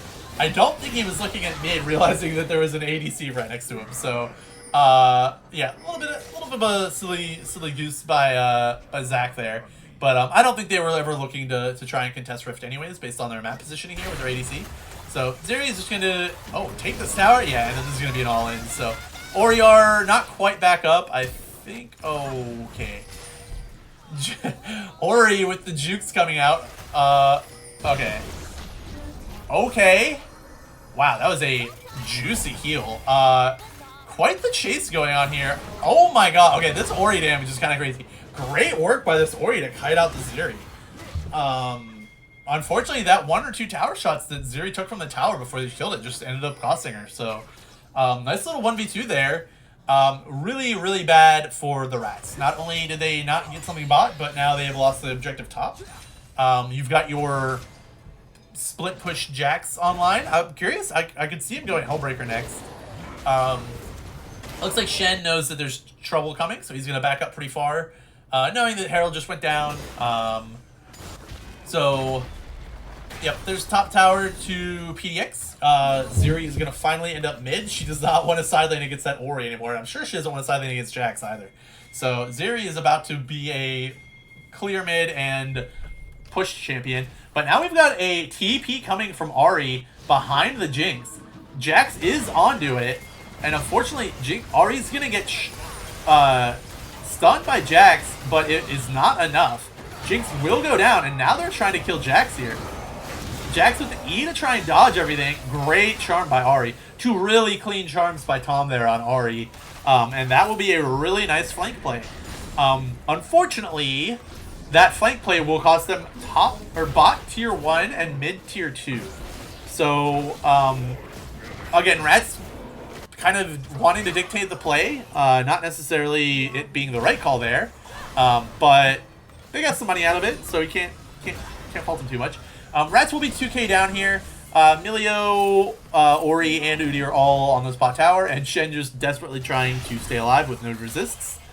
Wow, another kill for Ori. Oh wait, never mind. The kill goes to Milio with, I think maybe his QE damage there. So, Ori ult's doing some work in this game. Really impressed with JWM's play here. And even last game looked pretty solid.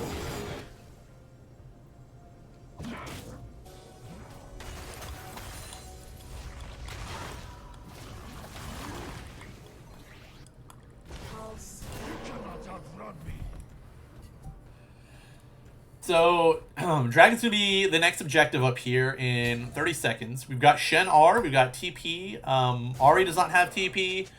But we do have some pings coming down from Zach and Jinx, so both teams are definitely focused on this drag. The problem is you've got 2 drags for PDX already and a Jax with Triforce. So if I'm PDX here, I try and bait out Shenar, give the drag, go farm, and let Jax get like a tower and a half top. So we'll see what they choose to do here. Technically, they don't have to give anything, but we'll see how this fight goes. PDX is pinging that Ahri is currently catching mid-wave though, so she is not at the start of this dragon. And I think Jax is probably gonna, or Shen is probably gonna have split, what's it called? Focus here, trying to watch his bot fight.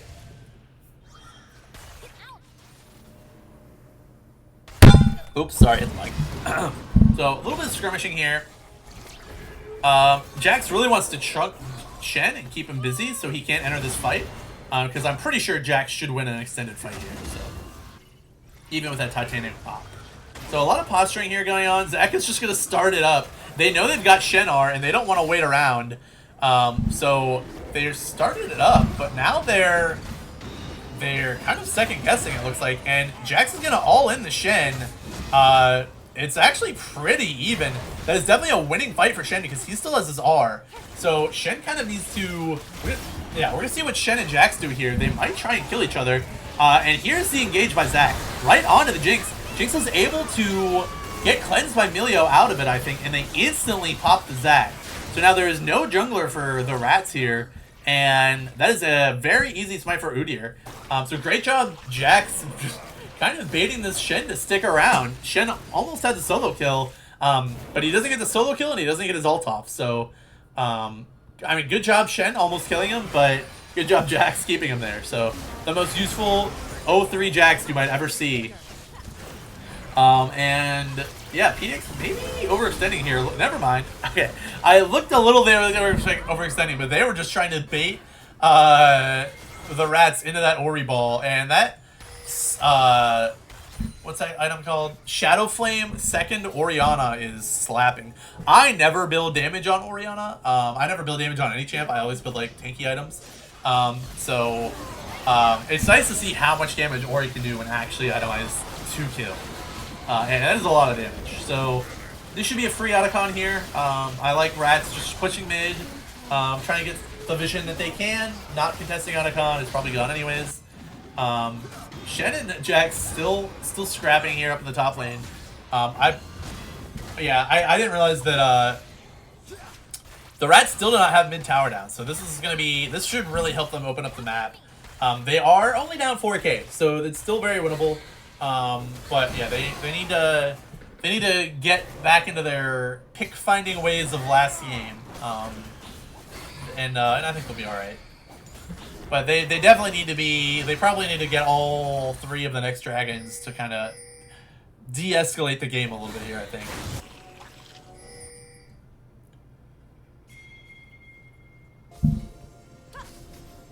So we see Rats here moving top. It looks like they're gonna probably try and dive this Jax, and it's probably gonna work because there are 4 people here, and the Jax is very fed, but I don't know if it'll be enough. So Shen is gonna get cleansed out of the stun, but that is a massive Ori shockwave. Oh my god. Ori and Jax is absolutely dominating this fight. Even Jinx with the flank. Yeah, Yumi knows she's just dead. So they're going to clean up Zac here. And unfortunately, Ari was not quite ready for the play. I think she was busy. I think they thought that dive was going to go a lot better than it did. Really great TP in from JWM. Ari, I just don't think had a TP angle. I don't think they had like a ward or anything for her to TP on. And I think Jax, I didn't see the minions, but I think the minions might have gotten cleared pretty quick.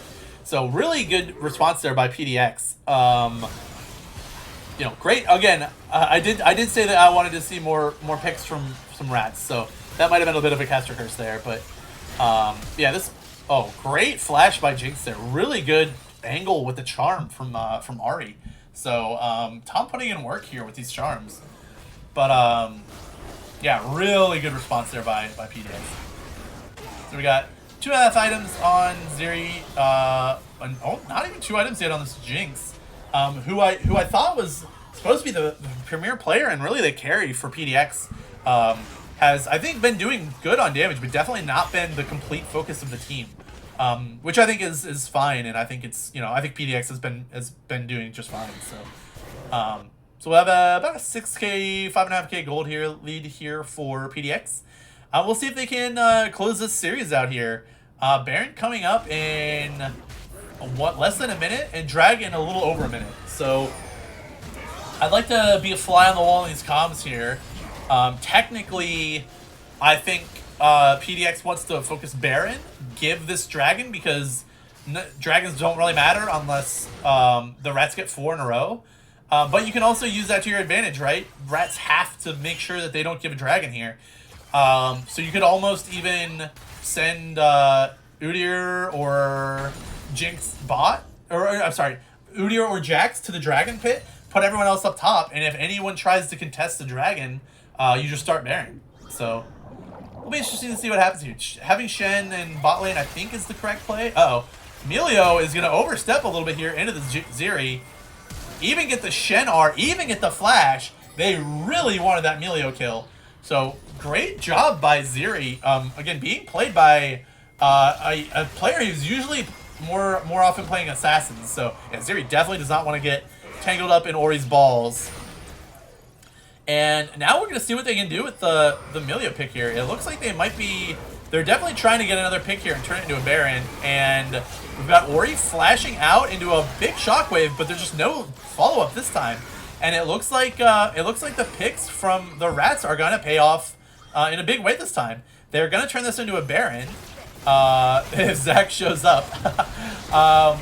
Unfortunately, this does mean that they're giving over Soul and a lot of CS bot lane to Jax. So definitely a very... Oh, Shen got canceled by Baron of the Wall. That's not right. Yeah, big pick. Oh, Jinx almost getting the steal even.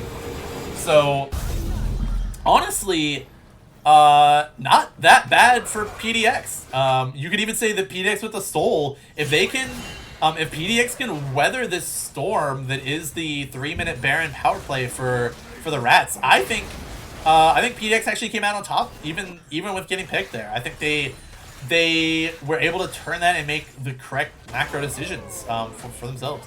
Man, Zach engage range is crazy. Unfortunately, it's a little too crazy, and he is going to get caught here. That is Shen TPing in, but now Shen may also just be getting caught here. We've got Ziri coming in with her R. We do have Ahri looking at the backline. She is on the Jinx. We've got Ziri and Ahri on the Jinx. Jinx goes down. Udyr's not quite going to go down. A huge shockwave again from Ahri. Unfortunately, the cat, I think, got ulted while trying to get inside of someone else. So PDX with a great turn there. Jax shows up with TP. Ahri shows up with a huge ult. Wow, some crazy fights going on here. I hate that play. She's an Asian. Okay, noted. Thank you, Trevor. I hate that play. Actually, I think Zach forced it, and I think Shen forced it a little too much with that TP. Because you guys have Baron, right? So you don't want to be fighting in the river. You want to be pushing. You want Shen trying to draw pressure. You want Zach looking for a pick on a wave, not in the river. But yeah, again, these PDX or these JWM ults from Ahri for PDX coming out in a big way. Shen will find out that that's warded there.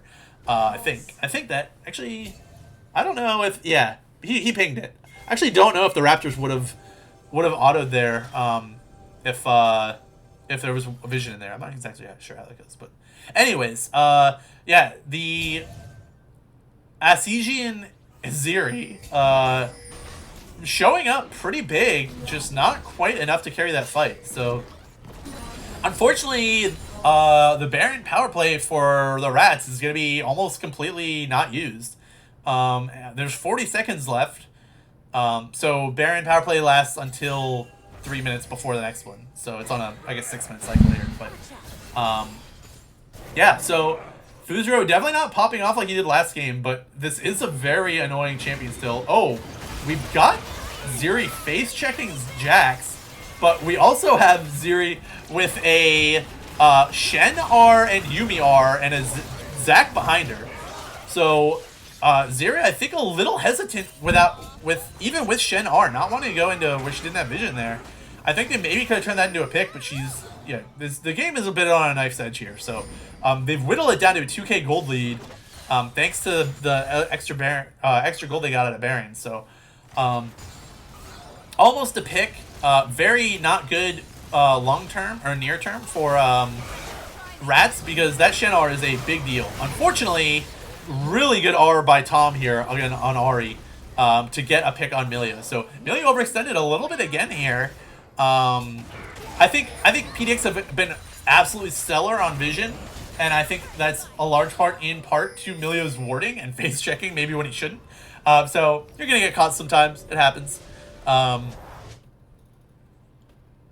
wouldn't mind Yuumi if there was a second Yuumi you could pick to counter it. I mean, there's plenty of anti-dive. Just use Renata, use Braum. Stop crying. Also, do you really want another champ that can't be targeted like that? Like, we have enough untargetability in this game. Let's pump the brakes, Jack. Uh-oh. Ahri was not in the bush there, and her R is still down from her making a play earlier on the Milio. And she's going to get... she's going to run down by the Udyr, and that Ahri ball is starting to slap. So, really good pick there. Unfortunate Ahri wasn't recalling completely in the bush, I don't think. So Shen's got he actually finished his MR item before his AD item. Wow, we have Zac instantly going in and instantly deleting the Jinx. Great pick here by Zac to flash onto... Man, Udyr is such an annoying champ to catch, even when that doesn't happen. Really good pick there by Rats. So the Rats showcasing that, Rat Poison does main Qiyana, does have that assassin mentality, and definitely uses it.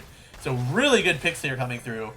I think they might be able to get a tower out of this. Hopefully they get some deep vision and reset before this Elder Dragon spawns in 50 seconds. So pro and con here by we got Zac finding Udyr, and I think it looks like it might be a Q max Udyr. Can I see that? Can I see his skill order? He doesn't have Q max. That was just a lot of damage. Okay, so it is an maybe I'm pretty sure he did QQ there. So yeah, that was a lot of damage. Anyways, Udyr's crazy champ. So we got Elder Dragon spawning in 20 seconds here. Pros and cons of getting Soul. You have a very strong buff when you get Soul, but you also put yourself on a 5-minute timer for when that Elder spawns. So we'll see if this comes back to bite PDX here, because now this fight kind of is the game. Oh my god, another great charm by Ahri.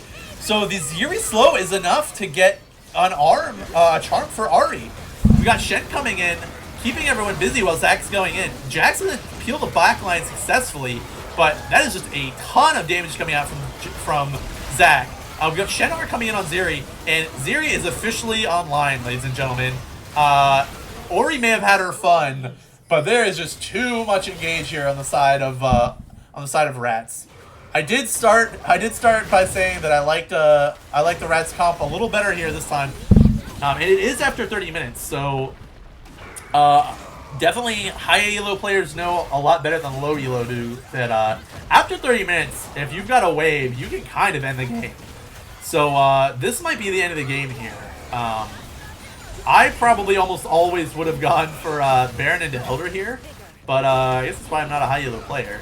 And we have a lot of high elo in this game. So this, yeah, just after 30 minutes, and that one great engage there, and this is a 1-1 series, ladies and gents.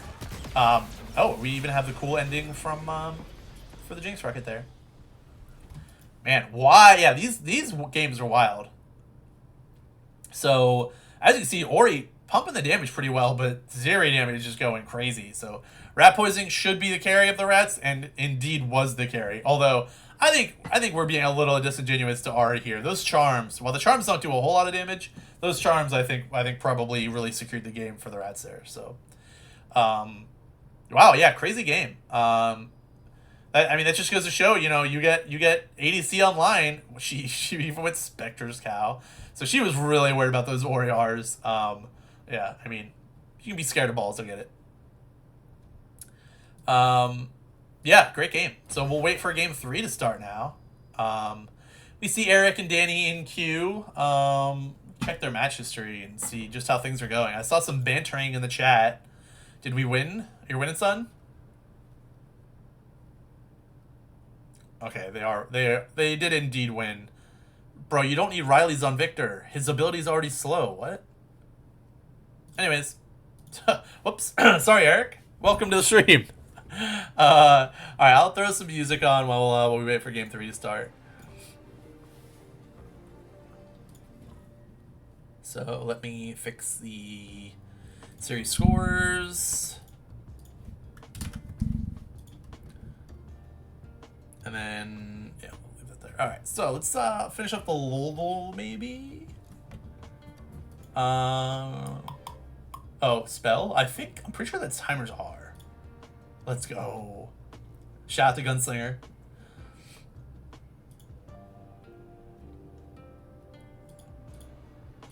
I think I know this one. Actually, this technically could be a couple champs here. First Fear of the series to make it to game 3? I don't think so. I think this is the third 3-game series we've had. Because I had one before, I think? Oh my, series with 3 games. Rihi, really getting the best bang for your buck there. You know, getting your money's worth for this league membership.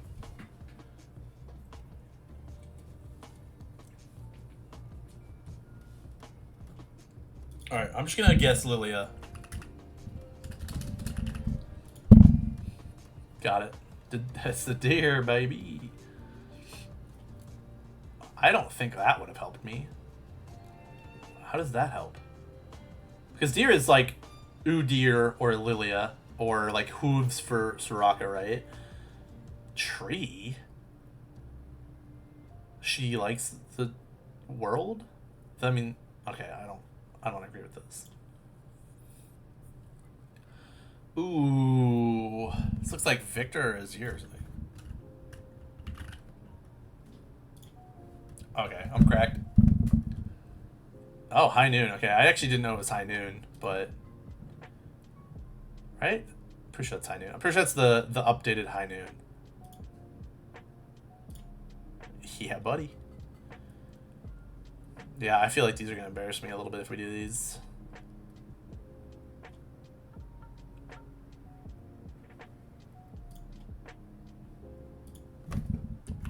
Squirtle. Yesterday was Clefable. Oh, Jesus. Alright, it's partial water type. Sorry if people here don't like Pokemon. You can leave if you don't. Just kidding. But don't. But also you should like Pokemon. Start winning some games, man. The rivalries in this league are crazy.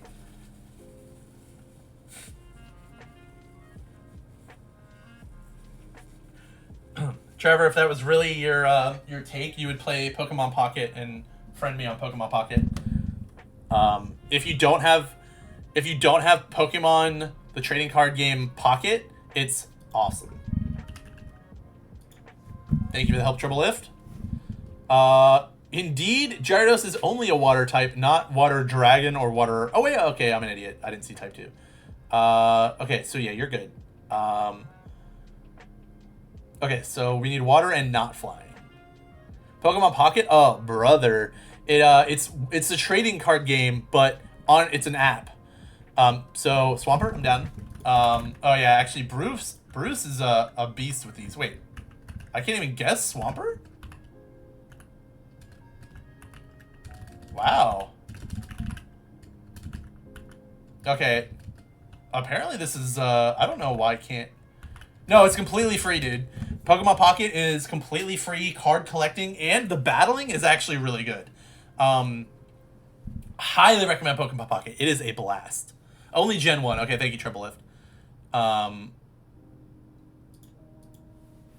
Okay, only Gen 1. Okay, well, that makes it a lot easier for boomers like me. Is Starmie multiple types? Alright, well, we know it's not psychic. Oh, it lives in the sea. It's water and lives in the sea. Who knew? Water's edge. Really? Gyarados lives on the water's edge? Alright, I don't know about that. Starmie? Oh, Trouble Lift. Yeah, we're on the same. Tentacruel. No, nope. Okay, I mean, we're doing a great job spreading out here, but... Cloyster him down. Holy shit, we are cracked on this second type. We are just not hitting. Well played to you guys. It is a second stage Evo. Okay, okay. Okay. That's stage 2. Okay, so technically, then this is stage 1, they're calling it. Okay. Can't be Lapras. Yeah. It is also, it's a pretty small mon. So it's under 1.5 meters. Which, who knows what that is in freedom units, but... So it lives in the sea. It is not ice, poison, psychic, flying, or none.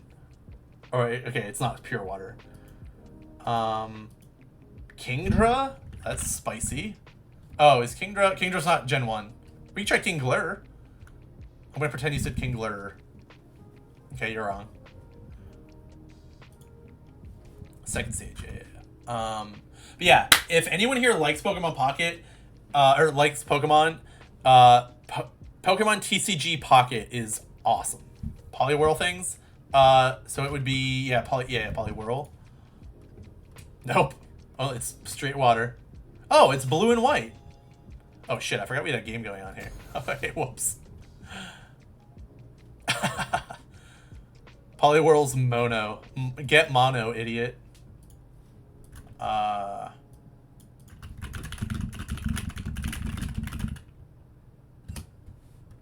And I forgot we used join game 3. Excellent, excellent. Okay, hold on. I have too many screens open. All right, so we're gonna wait for them to say R. Oh yeah, they're still waiting on someone. Dual type? Yeah, they have dual types. Yeah. As you can see, Starmie is water psychic. Duh.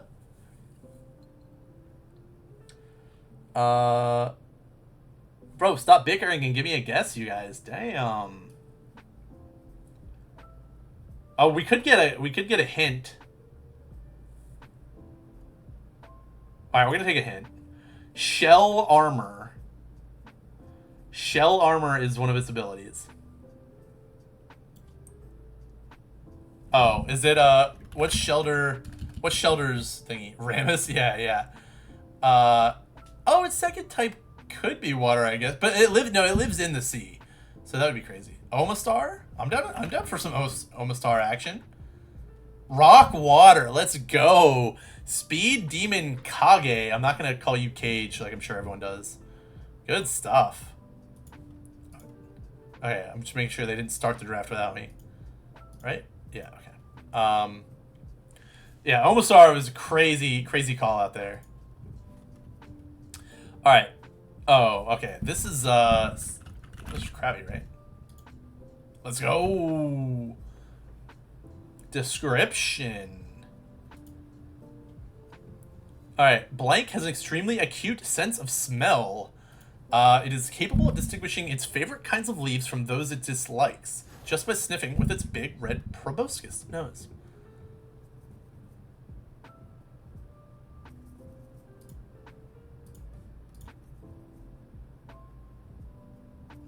Alright, we got draft soon. Who is this? Who has a proboscis and a very acute sense of smell? Mr. Mime? There is no way this is Mr. Mime, but I'm down to guess it for you. Bro, what about this as a proboscis? You know what proboscis is? No, it can't be Nosepass. It's Gen 1. Butterfree? Butterfree was a good shout. Bro, but proboscis is like the thing that like that, except for insects. Okay, it's gotta be an insect of some type, right? Parasect? Wow, I forgot that was a animal. Definitely, yeah, I was gonna say, no proboscis on Parasect. It's, yeah, not Butterfree. It's some insect here, guys. Maybe like one of the stage 1s? Like, it's not like Weedle. Is this cheating if I like type stuff in? I don't think it's Beedrill. I don't think it doesn't have a proboscis. Proboscis. Okay, that's, I don't know if that's stream appropriate. Okay, apparently this is a proboscis. Okay, we're gonna, this is, I don't like what we're seeing here. Venonat, I'm down. Caterpie. Good shouts. I feel we're getting closer. Squidward, okay. Alright, sorry guys. Diglett. Alright, there's no way it's Diglett, but alright, congrats, you get the last one. Oh god, please don't let it be Mankey. Okay, alright, we're great. Anyways, let's get back into the draft here. So we got draft for game 3 starting. The series is 1-1, and I'm gonna turn on the overlay correctly. There we go. Alright, so this lines up perfectly. Don't worry about it, guys. Everything's great. 4K monitor. So we've got a Moo Smolder coming out. We do have the rats on the left here, which do I really have to change this? Oh, Jesus. Red side team name. This is. So they swapped sides for this game. We're just gonna call them the rats. Weedle. We'll see if we get back to it. All right. So the rats are on the left here. They're going to ban a Moo Smolder as well. So they keep doing a Moo Smolder and an ADC. So they banned Twitch last game because they picked Jinx. And now we have PDX banning, again, Rat Poison's Kiana. Not Fuzrose. Whoever their jungler is, Belveth. They also banned an ADC. So we're going to get Sivir first pick. Sivir really popular in these games. They do go pretty late, and I've seen a couple boomerang snipes with like 3 items Sivir late game. So I mean, she does scale, and she's pretty strong lane, so I guess I get it. We got Lulu Sejuani locked in. Love the Sejuani pick, love the Lulu pick. Really, I have not loved PDX's drafts, and now they've got a go button, right? Sejuani can throw out the board, her board can vomit up a bola or however that gets thrown. So we got Sivir Karma. Technically, could be Karma top or mid. I'm guessing it'll be support. So, but it could be a flex pick. It could also be Lulu top or like Sejuani top. But I don't know if everyone's as freaky as I am. So maybe not.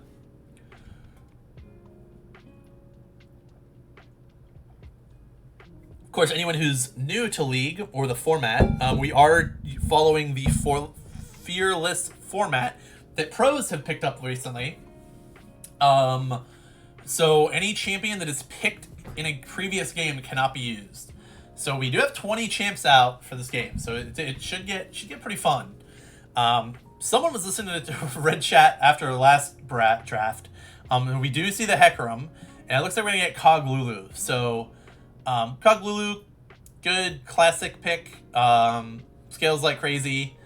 And PDX does have the 7.5 rated ADC, who is one of the highest rated players in the league, along with Rat Poison for the Rats mid. Well, usually mid lane played ADC last game. So potentially really good start for PDX here with Lulu, Sedge, Cog. Would like to see probably a melee top and mid picked here for PDX to help out Sedge's passive a little bit. Maybe like a Kali and someone else. Garrett? Maybe not Garen. Kali and someone? We'll see.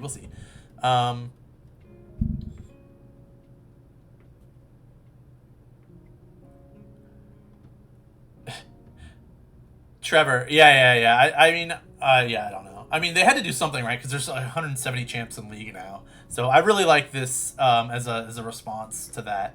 But you know who would be really cool if someone made Fearless style graphics for a 4K monitor? That would be fire. That would be sick.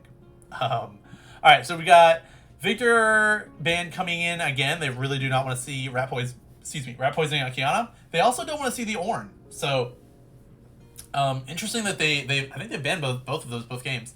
And now we went back to the Rats Mord set top lane bans that they did game 1. So they must have something on the radar because they didn't ban them last game, and then neither Mord or Set were picked last game. So they must have some insider info there. So we get Nivea picked up for PDX's mid. Kind of crazy. I mean, obviously much better in competitive formats than like solo queue, I think. But that Nivea is a champ I do not see often. That's wild. So we're gonna get Sion picked here. The blind pick for the Rats. I love Sion. I think he's a great champ. He's a fun champ. Yeah, I don't know. I mean, he's probably not as useful as some of the 2025 champs, but he gets thick. Give him a zillion. Oh boy. Wow. A lot of Rats love in the chat here. Crazy. All right, so we're gonna get Sion and Annie. Crazy. So I've played Annie support, and especially after her changes, it's pretty bad. So I'm hoping that's Annie mid, Karma support, Sion top. I mean, I guess the Rats kind of have like Sivir R, Hecarim R, Karma, Mantra E to like get them into fights. Or, you know, Annie flash stun, but definitely less engaged than they've had previous comps. And then we're going to get a Nocturne, a Nivea follow-up here. So that is either Nocturne top or Sejuani top. I'm guessing it's Sejuani top and a Sion. I think that's probably a decent matchup. And I do like that they're getting freaky. I dig it.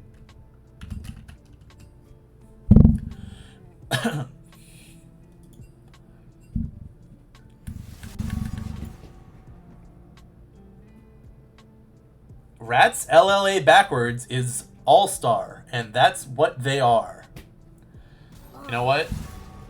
You're not wrong. You're not wrong, Bruce. That certainly is wacky.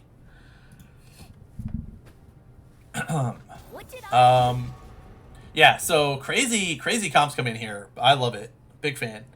Big fan of things getting freaky. In game.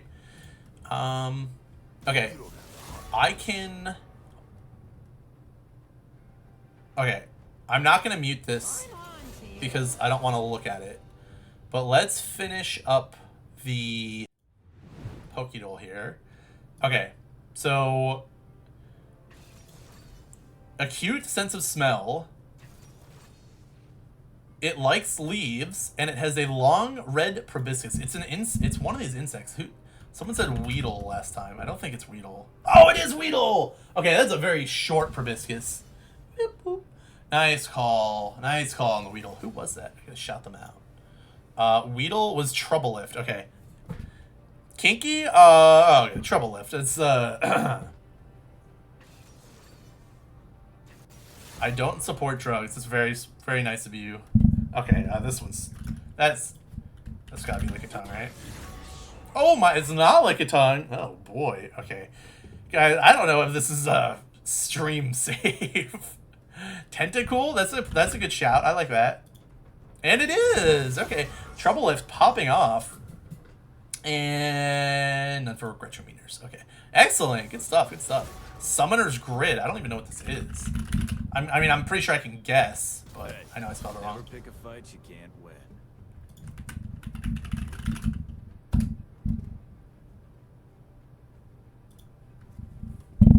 Sure. I'm pretty sure. Okay. Bilgewater ADC. I'm gonna say Nyla. I'm gonna do this one quick because we only got a couple minutes here. Darkstar ADC. Jin? MF? Oh, MF would have been good too. Oh wait, did Jin not work here? Bro, Jin definitely has a Darkstar skin, right? Varus. I mean, Varus definitely does. You're right there. 2013 ADC. Oh, Dark Cosmic. F. Man, you guys are smart. Okay.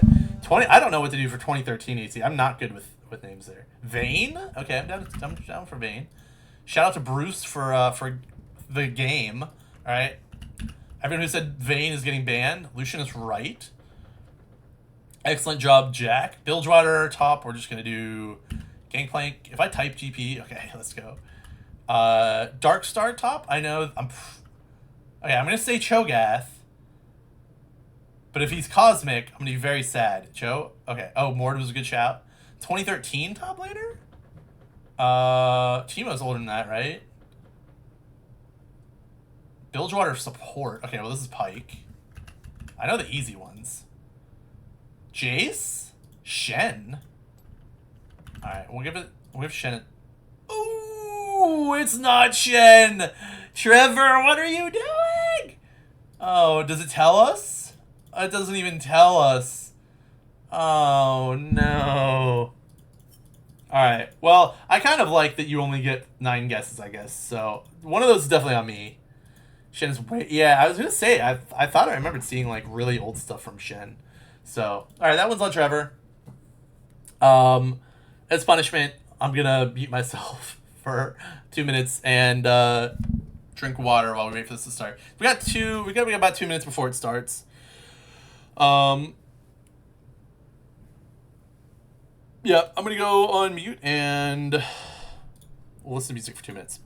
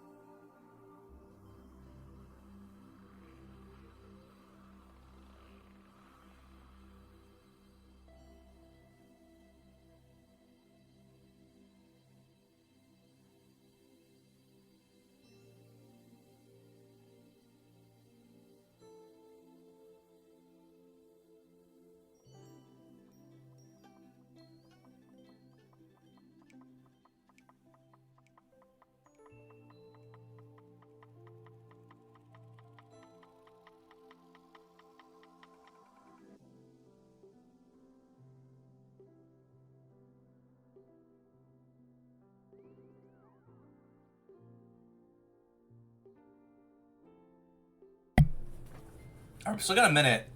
Wait, it is Sejuani top Nocturne jungle. So absolute banger top pick. I love it. We did get a melee jungle, so really like the help with Sejuani passive only works with melee champions. So having a melee jungler up there to help proc the Sejuani passive is going to be a big help. Big fan.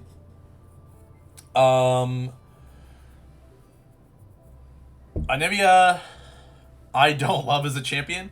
And you're also... Oh, we've got rat poisoning on ADC again. Is Samurai and Trevor, is this like a thing? Does rat poisoning just decide if they want to go ADC or mid or not?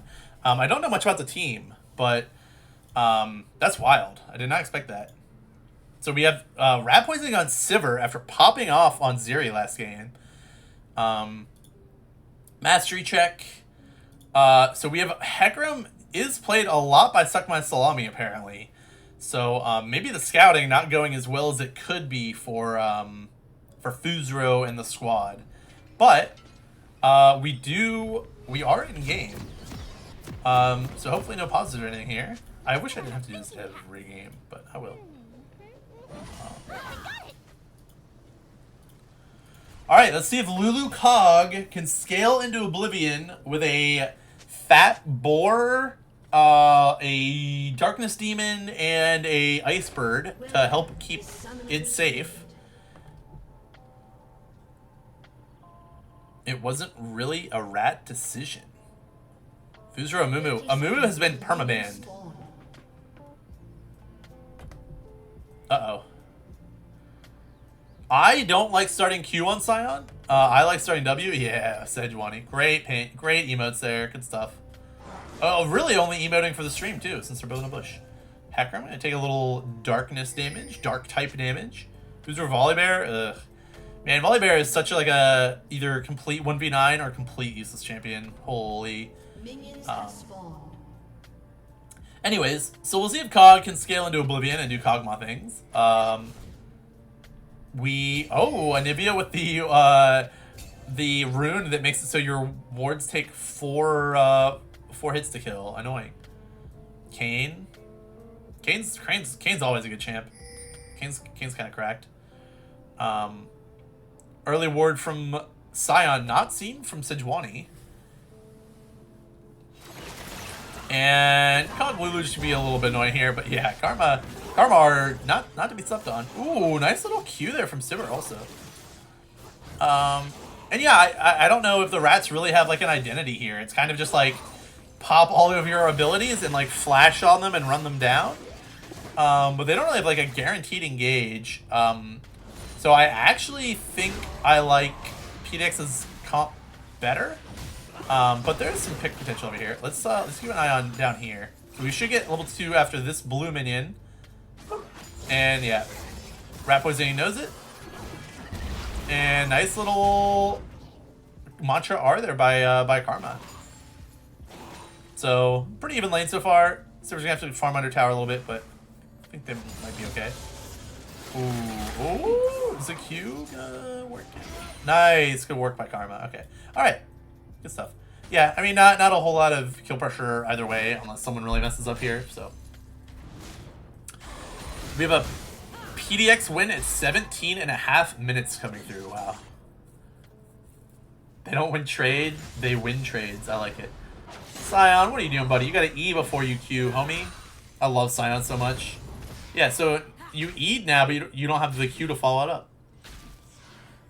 But we've got Hecarim pathing bot into his rat on Sivir here, and we've got Nocturne pathing top towards the Sejuani, which I think makes sense. Double melee comp, so I mean, I would probably path top if I was Heck here. He is just gonna lane gank, so I'm guessing that they're waiting for like Karma to like flash W. That Hecarim champion is looking very balanced, able to get all the way in there, and the Karma auto, I think, will kill the Lulu. So I don't know why that works here, or how Hecarim is that fast, but Ghost Hecarim absolutely popping off with that. I think Karma shielded. I was expecting Karma to like heal or flash W or something to stun them, but they didn't need to. Never path me to Sejuani, can I pet that dog? Never path to a lane of tanks. I disagree, because you have so much setup. And there it is. What are you doing? Okay, we're still fighting bot, but we do have a gank top, and it almost works out. Yet I like pathing towards top, towards tanks, because they've got all the setup. Tanks always have CC. And especially if you're a jungler with damage, with like Nocturne, you can follow up that CC with damage.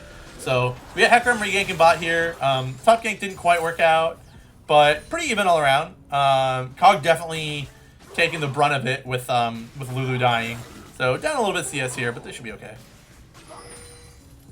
Nocturne just farms till 6. Yeah, I think that's fine.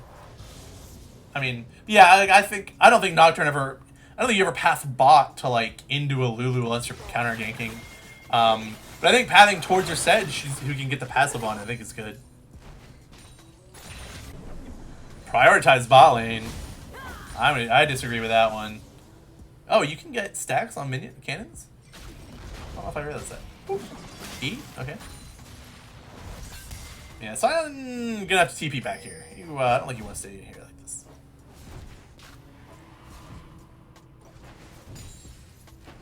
So, pretty chill early game. Actually, I feel like Annie probably has a decent chunk of pressure in this lane.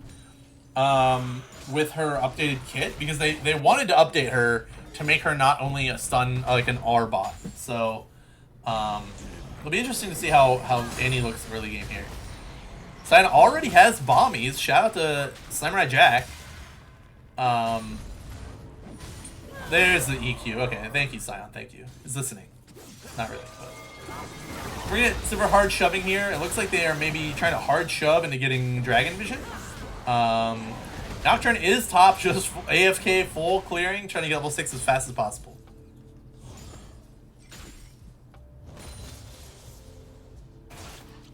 Yep, so that was a hard shove into Dragon.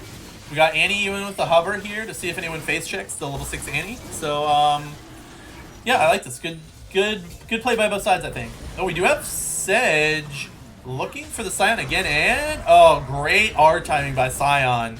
He waited for Sejuani to pop her stun after getting stacks there. So, really good ult by Sion. Uh-oh, we've got a disconnect. Yep, and there's the pause.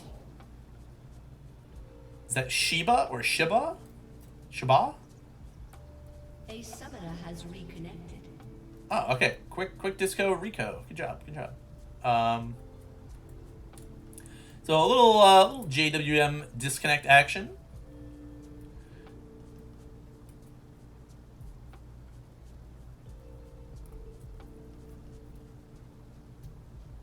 Yeah, I don't think I'm high enough elo to have the definitive call on that treble lift, but I mean, if Nocturne's gonna full clear anyways, you either full clear ending up top with your setup, or you like full clear bot and then sit around and like you're never gonna gank a Karma Sivir. So like, yeah, he's full clearing either way. He doesn't need kills. He just needs to kill like 30 seconds between camps spawning. So I prefer him pathing top here. The Hecarim bot, I never would have said that Hecarim should path bot, but whatever that gank was worked. So obviously, Stuck by Salami has a pretty good chunk of mastery on Hecarim. So I guess he knows if he gets even a little move speed boost from Karma, his Ghost will just get him into the backline. That was wild. He even stacked up his Q on the minions. So actually, great play by Stuck by Salami, knowing the champ pretty well there.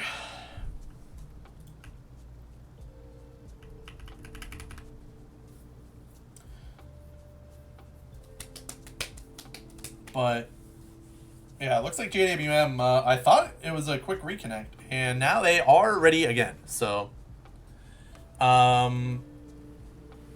hopefully this doesn't completely bug the client. Item-wise, we already have Lost Chapter for Annie. Anivia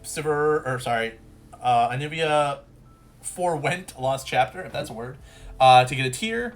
Tier Sejuani, I don't know if you need tier on Sejuani, but I think this is also the Cassante that went tier, so I think they just like Fimbulwinter. And I can't play them. Fimbulwinter's fun. So I'm going to try and pull this a little bit, just to annoy the Sejuani. I don't really think there's any threat here, but we do have Hecarim behind this bird here. Annie is getting her stun ready. Both mid laners have flash. And now Annie is just gonna, or Anivia is just gonna kite up to her jungler, and there's a Sejuani coming to help out just in case. So, great job by Anivia to just literally walk away. I don't think I would have had that foresight to just walk away. Hecarim's gonna get feared here instead of ulting.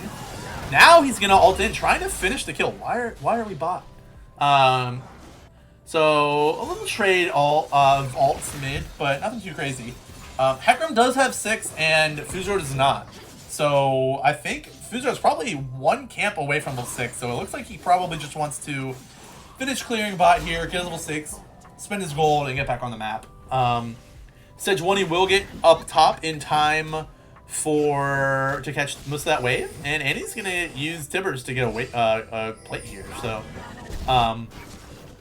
good good trade in Annie's favor. And yeah, pretty close, pretty chill game so far. Since that one ridiculous gank that I still don't know how it worked. And Rat's here pinging Nocturne, apparently knowing that he's bot side.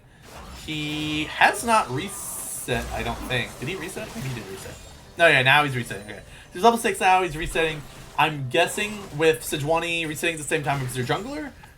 Good job on that back timer. A lot of teams, I think, don't. I think they underestimate that. They will be getting back on the map for the grubs, but they're going to be late because Hecarim's already here. Good job by the Rats here, knowing that Nocturne was on a back timer. And I think you're on the wrong side of that wall. Yeah, good little trade there, but Annie also has mana problems, so if you're not using your Q only on those minions. Yeah, okay, so we've got an instant control ward over the wall and ult by Nocturne, but Nocturne, I don't know if he wins this extended trade. They both have Conquer. No. Oh, never mind. Hecarim does not have Conquer, so he will lose that extended trade. But yeah, they are gonna get 2 grubs here, so I think that's all you need for the mites now. So PDX will pick up, I think, the last 1 grub. Bro, tell me how many grubs they got. Okay, I'm pretty sure that Hecarim got the grubs, but I don't think it counts towards feats. Oh god, I pressed tab once and it goes away. Okay, but I don't think it counts towards feats unless you get all 3. So, yeah, interesting here. I know Slammer's in chat. 2 of 3 will get you the feat. Okay, yeah, I'm not. I don't play jungle quite enough to fully know. But anyways, that was Nocturne's R. So he's probably gonna be chilling for the next 2 minutes, as you can see his cooldown. And yeah, that is pretty much gonna be PDX's plan. Is Nocturne R in, look for a play. Nocturne R in, look for a play, reset, do nothing. So we really just want Kog'Maw to CS down here. Not quite at 10 CS per minute, but you know, going even with that early support death. So, Kog'Maw is gonna all in here, and they do not know that there's a big centaur behind them. Kog'Maw flashing away from the Hecarim, and it's not quite enough. Meanwhile, return gank top, we have Sion trying to ult out and flash out, but it's not gonna work, and Sion is gonna go down finally. So not even having the Nocturne R up, and Sion still dies. Not what you love to see here. Oh my god, Hecarim is going back in again on this lonely little Yordle. And this game is getting blown quite open, not necessarily in favor of one team. The Rats now have a 1.5k gold lead.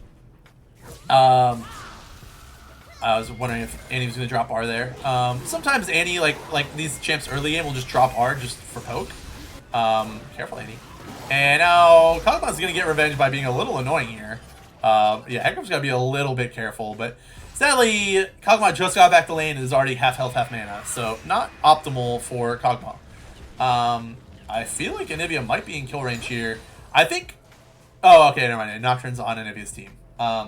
So, anyways, we're going to start looking at Dragon here. We got Sedge TPing top, so neither top laner has teleport. Annie's getting a reset currently. Anivia needs a reset. Okay, Anivia's being annoying. At least she's walling the enemy, not her own team, like people do to me in ARAM. And we are just going to get an instant drag start by Nocturne. I don't know why the auto director is focusing on Anivia clearing waves. We will get Annie with a flank TP here, though. Hecarim does not have ult, but I don't know if Hecarim needs ult. So Nocturne's going to turn out the lights, try and save his own life, but he is just going to go down. The Annie flank works, and they clean up 1, they clean up 2, and they are going to clean up the 3rd. So... Anivia with the shenanigans there, stopping Annie's back, but not taking a back of her own. So Annie, great job backing and getting the tempo advantage and teleporting in there and making the play. So, yeah, PDX, I think, starting the drag just a little early there. I think you maybe need to look for a pick there before you do any of that. So, but it's a good try. Great play by Annie. I think Annie really turned that fight. So. And meanwhile, the top laner just kind of duking it out. Looks like we're going to get probably Sunfire, maybe, for... No, that's not Sunfire. I think that's Bombies into Heartsteel for Sion. And Sedge is about 400 gold off of her Heartsteel, I believe. Cog trying to see us under that tower. Annoying with all those boomerangs going around. Oh, I don't think I'm a mod in this. Yeah, I'm not a mod in this chat, so I can't. Yeah, thank you. But I will block and report that guy when I can. So I love getting the emails that bots get blasted. So Anivia is now in perma shove fun Anivia bird thing mode. Not quite done with her Roa. Annie not done with her Malignance, I believe that is yet. Scion showing off the wave clear. And yeah, it looks like Heck is, yeah, both junglers just pretty content to farm. Everyone's kind of chilling. Rift comes up in a minute and a half. So I think I would like to see one of the teams rotate their bot lane to either mid or top and look towards fighting this Rift. Sivir has her item complete and Karma has her Moonstone. So I actually would like to see the Rats do what they did last game and move Karma and Sivir up. I think if you got the item advantage, you should press it. So spawning in a minute, shove probably one more wave here if you're Sivir. Just hard shove and then back. They do know that Nocturne is nearby. So Annie's probably got to be a little careful here. Sivir, yeah, I think maybe just, yeah, okay. Karma helping her clear that ward because they know that could have been bait just for the Nocturne. But yeah, I want to see this hard shoved into moving top. Luckily, Hecarim and Nocturne are going to be here at the same time. So they are about to run into each other. And I think Nocturne might have a bad day here. His R is good at getting him in, but not getting him out. Yeah, and we've got the instant ghost from Hecarim smelling blood into his R. And finally, we will get an auto finishing off the Lulu. Unfortunately, you cannot flash autos. And Annie almost just learned that the hard way too. So I don't like what either of these two teams are doing, pathing away from the Rift here. But wow, Hecarim is looking, yeah, looking pretty balanced. Hecarim mains on Hecarim are just so strong, and we're getting a pretty good showcasing here of it. So really good performances by both junglers coming in here. And we are just going to get Sivir taking bot tower and doing work on the top tower, or on the second tier 2 rather. And it looks like they don't care too much about trying to go top for Rift. Hecarim is going to get a gank. I think Anivia did not quite realize how much danger she was going to be after dropping that Q. I also don't know if she had to flash there with Lulu behind her and her passive up. But either way, she'll save her passive for another day. So, but yeah, gotta be, just because an ability is up doesn't mean you should always use it. And I often make that mistake. Wow, Hecarim going in, able to dodge the Sejuani R and get the Anivia passive at the same time. So Hecarim really outplaying here. And the Rats starting to showcase some of their individual talent here on some of the champs that they're a little more comfortable with, maybe. Yeah, good luck recalling there, Anivia. Shit, Anivia's full health of mana. Oh, okay. She's resetting because her bot lane's here. Okay. So we are going to get both bot lanes moved to mid. Cog finally has his port done.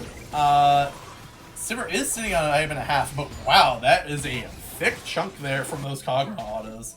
So if you take 3 autos from Kog'Maw, you're gonna be hurting. So Sedge Scion scrapping a little bit here. Sedge does have her Heartsteel, but oh Scion. Oh my god, great play from Scion there. I don't think anyone realized that Scion's gonna do quite that much damage. Good job spell shielding by the Nocturne as he walks into the bush, and now Anivia had to reset and catch side lane so her bot lane could stay mid, but she's going to get caught in the side lane by Hecarim Annie. Nocturne not quite enough damage with Stride Breaker there. Scion is a thick boy, and it was a great 1v2 there by Scion. So Hecarim going bot, I'm guessing we're going to get a split map here. It looks like Nocturne's going to be fine taking a Rift, and Hecarim is going to be happy picking up a second dragon here. So, man, that Kog'Maw hurts, and it's not going to get any better for them. So seeing that Kog'Maw damage is a nice little ray of sunshine, and otherwise, pretty rough game for PDX so far. There is already about to be almost a 6k gold lead in favor of the Rats, and here comes Hecarim. I think, oh yeah, we've got Scion here too, so I think if Scion collapses here, they can actually get a triple here. I don't think Sion quite saw the picture, the full picture. Kog'Maw's gonna flash over the wall into an Annie-R, but she will go down anyways. Annie is able to get the Lulu with the fadeaway, and Hecarim is gonna go down here. Wow. So massive shutdowns going over here, both to Sejuani. So Sejuani just got like 1,300 gold worth of infusion. Not exactly who you want to be on. But, guys, auto the tower once. Okay, there we go. Alright, so anyways, wow, yeah, I really thought that, I thought the Rats were in a pretty commanding spot there, but PDX doing a great job kind of turning it around. And man, yeah, 30 CS lead here for Sion, even with Sejuani being a kill up. You see just how much damage Sion can do. And we're about to see how well Sion can drift, is what we're about to see. Oh, he is gonna go all the way bot lane. He's gonna run into a Nocturne. I think he just sit in base and try and proxy here if you're Sion. Yeah, I don't think he quite realized that Nocturne was gonna be down here. So a little unfortunate. Sivir's gonna R to try and get there in time and salvage this, but it's not quite gonna be enough. So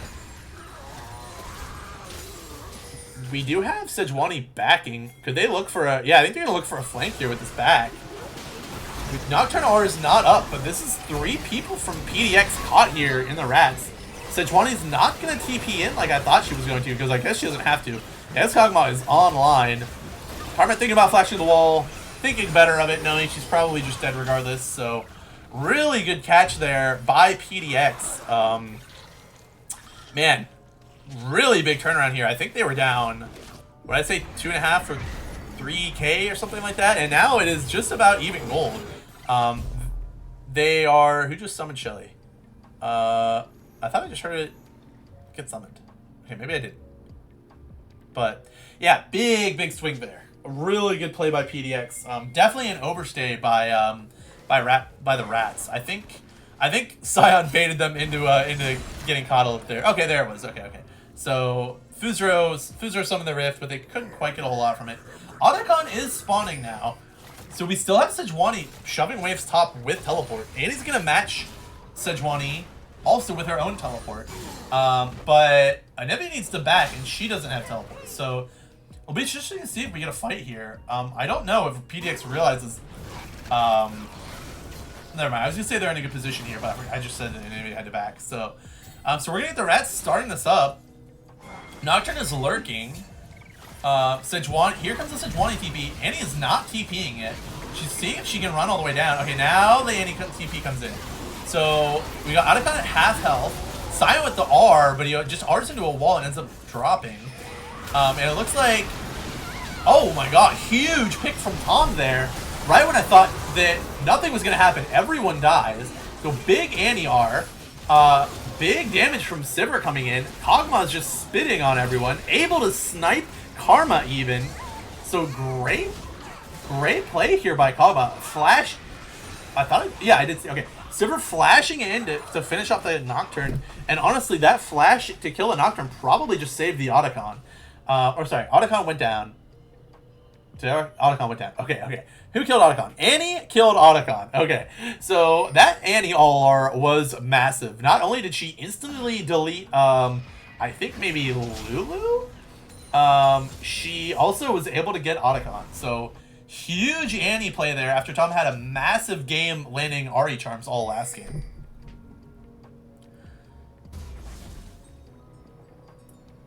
There are indeed some gamers in this game, and it looks like the Bruce calling out the what was it, 17.5 minute win? Not quite happening. So we finally will get a small respite here before drag spawns. Sejuani's got the right idea. I mean, she's going bot without her teleport up, which is smart. But Nocturne is on the wrong side of the map currently. Yeah, so Sejuani wants to fight, and she will find one. Hecarim going a little deep. Yeah, Hecarim has fallen off for sure, not realizing that he is not as strong as he was when he was 5-0. So Hecarim going to overextend a little bit. great job picking a fight by Sejuani. And Cyanide coming here to try and shove mid and get something out of this. But Anivia able to walk down and put an Ice Storm onto those minions and keep too much from happening. So, again, a really good play from PDX. They're going to find themselves up over 2k gold after this. No? Okay, they're going to find themselves up almost 2k gold after this. And they've really turned this game around. Hecarim feeling like he had to go... I always forget the name of this. Serpent's Fang. I mean, you got Lulu's shield. You've got Anivia with her item shield. You've got Fimbulwinter shield. So I guess it's pretty good. But yeah, I mean, you can see just how squishy Phase Rush Hecarim can be. He had his fun at the beginning of the game, but he's now starting to realize just how much Kog'Maw can hurt. And Kog'Maw is on 3 items now, sitting at 7 kills. So this is exactly the game plan that PDX has wanted. They have been trying to get Nightmare fed for 3 games now, and he is finally fed and finally popping off. So Rat Poisoning doing his best to match the carry for PDX. For PDX, but not quite able to keep up this game.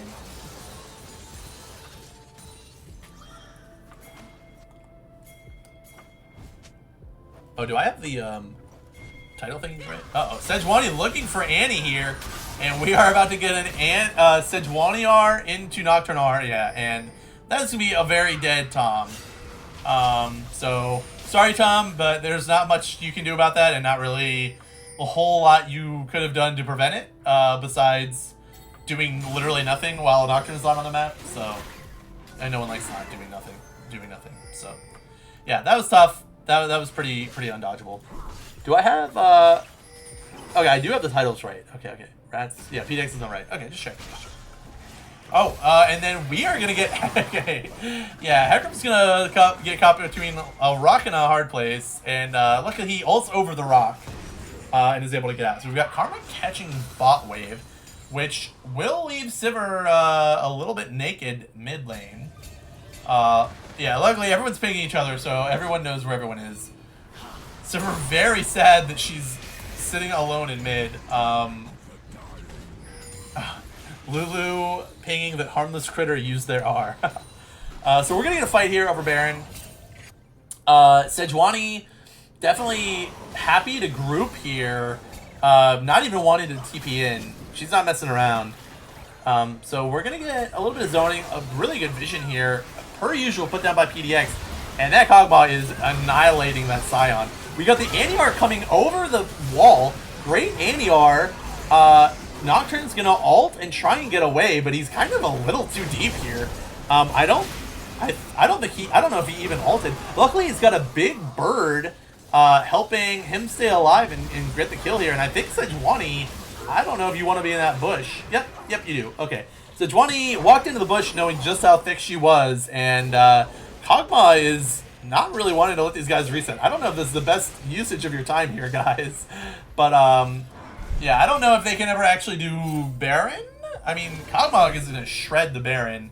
And now we've got Roa done for Anivia. I just think they might be a little too chunked here to really do much. They're certainly thinking about it. Okay, we've got Sejuani TPing back in. So Sejuani doing a great job with the T-play here. Nocturne, or rather, you're scaring me a little bit here. Okay, never mind. Nocturne's passive is broken. So they just had to talk it out a little bit, and then they end up completely destroying the Baron. And PDX now went from getting pretty dominated early game to a 5k commanding gold lead. And as Trevor said, these gamers are gaming. Yeah, we've got a banger on our hands for game 3. Nocturne. Yeah, I don't know if you want to be there, buddy. The problem with that is Nocturne never really was going to kill there, I don't think, with how low Nocturne was health-wise. And now they know where Nocturne is. So, yeah, Sivir can be pretty happy leaning towards spot lane, and Annie knows that she can pretty much walk in and combo the Lonely Yordle without a whole lot of backup. Oh! The smite comes in from Hecarim to stop Anivia's back. And I don't think there's any getting out of this Fire Anivia. We are going to drop the Hecarimar just to make sure that she doesn't burst us. And that is a thick Karma Shield. So this is support Karma, support Shieldy Karma, not AP Karma, which a lot of times they will go. Not that you need more AP here. She's also, she did not max E. She's maxing E second, but she did not max it first. So I've also seen, she did go the, yeah, she went Dreammaker. So interesting that she went Dawn Core second. I feel like Dawn Core second is not the play. I feel like you go like Redemption here and then Dawn Core. But either way, it's working. She got 14 KP and her team is getting their third dragon. So great play here.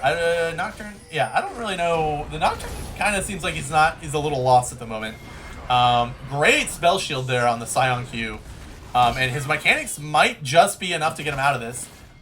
He did eat a Timberzar, but he either flashed the stun or any stun was not up because that probably should have killed him. So Nocturne okay, Nocturne, you're scaring me. Okay, yeah, he's gonna spell shield out again. Man, Scion is not having a good time with this Kog'Maw, and Sion's gonna get walled off, and Nocturne's gonna turn out the lights, come back in onto the Lulu. Lulu's gonna fall. Nocturne's gonna be able to spell shield, somehow still live. Boozero is getting away with murder 3 times over here. Luckily, he's got a bird and a little void, whatever Kog'Maw is. It's not void. Is he void? He's not void. Whatever Kog'Maw is, that little baby Baron putting in absolute work. Kog'Maw also going Jack Show 4th. Is it 4th or 5th? I don't know. If you have 6 items, I guess you count boots. So Jack Show will be 5th for Kog'Maw, and that's probably going to be a wit's end here. So yeah, PDX Nightmare is definitely turning into one for the side of the rats. Yeah, I don't really understand Anivia like as a champ all that much, but she's putting in work. She's 75 CS above the Annie. Annie's picks have been really good. Again, I think the rats are pretty good at like finding picks. They just, yeah, they definitely have not followed through on their early strong early game. Sejuani, you are thick. Okay. So you are thick. I don't know if you're quite that thick, but she might be. Sivir or Sion trading a little here with Annie in top lane. Anivia. There's too many similar names in this game. So Anivia does not have teleport, and Sion does. So if they've been tracking teleport timers, you guys kind of want to fight here. I mean, there's not. Yeah, I mean, PDX is so strong. I think you guys, PDX does not want to fight because Sion can TP in. But they are so strong, it seems like they should be looking for something. Sejuani has been dropping a lot of CS in side lane. She's down 55 CS to the Sion because she's been looking for all these fights. So I'm not sure they quite have a clear game plan here with Anivia. Yeah, so now Anivia's grouped. So now maybe Sion or Sejuani will feel like she can go side lane and TP in. We'll see.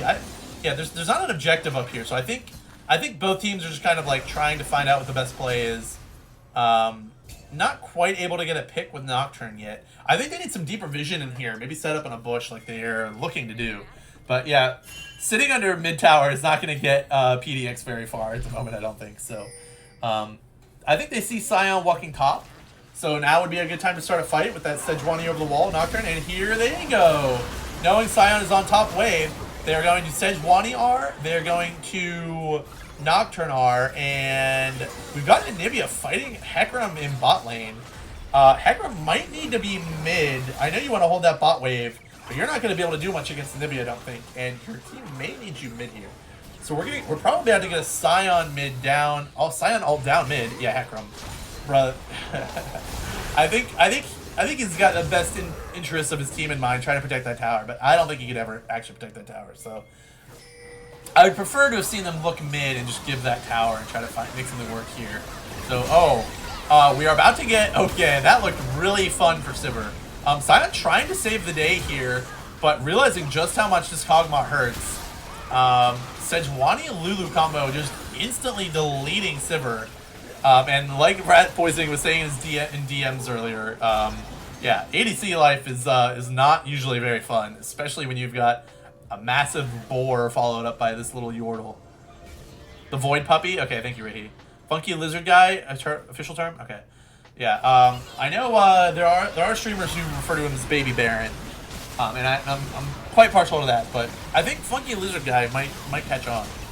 So, anyways, off the pick on... Oh? Wait, we've got Hecarim ulting in here, killing 2 people on the way in, but not able to actually hit the smite. We actually have Baron getting slain by Anivia. So both junglers miss their smite, both junglers die, but PDX does end up with the Baron. So I think the Rat's getting a little desperate here. I think that was a great attempt. It was good luck by Hecarim, and he was probably only off by a couple hundred health. So yeah, PDX surviving on 1 health. Yeah, they really have. I think Hecarim was such a nuisance early that they really didn't have an answer for him, but they've been able to just to get away a couple times here, and make it work, and it's really gotten them. You know, I mean, they have an almost 10k lead now, which is massive. They are gonna trade Baron for Dragon here, so good job by the Rats again, realizing that you know, you probably can't really do much about Baron, so you should go steal Dragon as quick as you can, and now you have Soul. So good news is the Rats have Soul. The bad news is the game's probably going to end in 5.5 minutes when Elder spawns, because the Rats are still 9k gold behind, and will have to fight a dragon that gives a massive buff in 5 minutes here. So yeah, I think it's PDX's game to lose here. I think you want to push with Baron, you know, try to keep your foot on the pedal. Maybe get a pick with Nocturne. I think this is going to be really tough for the Rats here. And we've got Scion ulting in, trying to make room, trying to hit the Sejuani, not quite able. Nocturne turns out the lights and goes in, but realizes he's a little too deep, flashes out. We've still got Hecarim in the back line, but no one can get to this Kog'Maw. The Anivia wall is just letting Kog'Maw auto everyone from a mile away. And try as they might, the Rats cannot get to this Void Puppy, this Funky Lizard Man, this Baby Baron, and he is just spitting all over the place. And yeah, I don't know if you guys can even go near him, if we're being honest here. If everyone's ults down, okay, Kog'Maw, you don't want to do that when I'm trying to hype you up. But yeah, and that is a quick inhibitor for the side of PDX, and this might even turn into a quick game ending. Annie and Karma are down for another 15 seconds. We've got so Nocturne's just gonna fear Hecarim away from the Kog'Maw. Kog'Maw is just gonna right click and sit on top of everyone. Scion will able to get a kill here, and Hecarim goes back in and kills the boar. Unfortunately, Kog'Maw is still right clicking people and winning. So yeah, you can see Hecarim's pings coming down here that just they really don't have an answer for this comp. Everyone is just sitting on top of Kog'Maw, and if Kog'Maw presses R, or presses right clicks, there's not much they can do. So Nocturne's going to turn out the lights. He doesn't actually have a threat here with no mana. They're just trying to see if they can end the game here. Annie does not have flash, and she's trying to get to the Kog'Maw, and finally they get to the Kog'Maw. So Annie's going to drop Tibbers on Kog'Maw's face. Nocturne's going to see if he can end the game. Do they have enough autos here between Annie and Kog'Maw? They do! So Annie and Nocturne, Anivia and Nocturne able to end the game in style. Kog'Maw finally laying his life on the line. Luckily, they spread out very well there, and able to kind of like create a triangle here, so that if they focus Kog'Maw, these two can kind of get over here in free hits. So, man, won it by inches. Absolute clencher, but banger 3-game series here. So, as you can see in the damage, Rat Poisoning really putting in a lot of work. Going down here to match PDX's carry, and actually even out-damaging the Kog'Maw, which is wild. These Silver Boomerangs are going crazy. I can see why this champ is picked in Beer League so much, because, especially with all team fighting, I guess, I just don't realize how much damage the Qs and the Boomerang hits are really putting down. But that is massive damage from Rat Poisoning. Unfortunately, I think we kind of saw Sejuani just being a little bit of a more useful champion than Scion. Scion could really never get his split push on because the stupid ass Anivia champion. I mean, they just have so much wave clear between Sedge, Anivia, even Kog'Maw autos doing, you know, percent health to the minions. So Scion, I think, really could never get going in the split push. We saw the Hecarim fall off being real. I mean, you know, it's just tough to extend your lead. He did go tanky second, third, and fourth items, but you know, I think that was after he realized he was getting blown up. Yeah, we had some great ults by Annie, even stealing Otacon. And then Anivia taking Baron. So absolutely wild game, great series. Not that I wanted to cast for 3 hours straight, but yeah, these were great games. So entertaining games all around. See GG's in the chat. So yeah, congrats to PDX on the win. The Rats always managing to find a pick somehow. Always managing to almost quite get it done, but just not able to get it done in that game. So GG's everyone. I will end the stream here and attempt to recover my voice before doing Samurai Jack series tomorrow night. So have an excellent night, everyone. Hopefully this was entertaining. And yeah, thanks for stopping by. Stay classy, guys.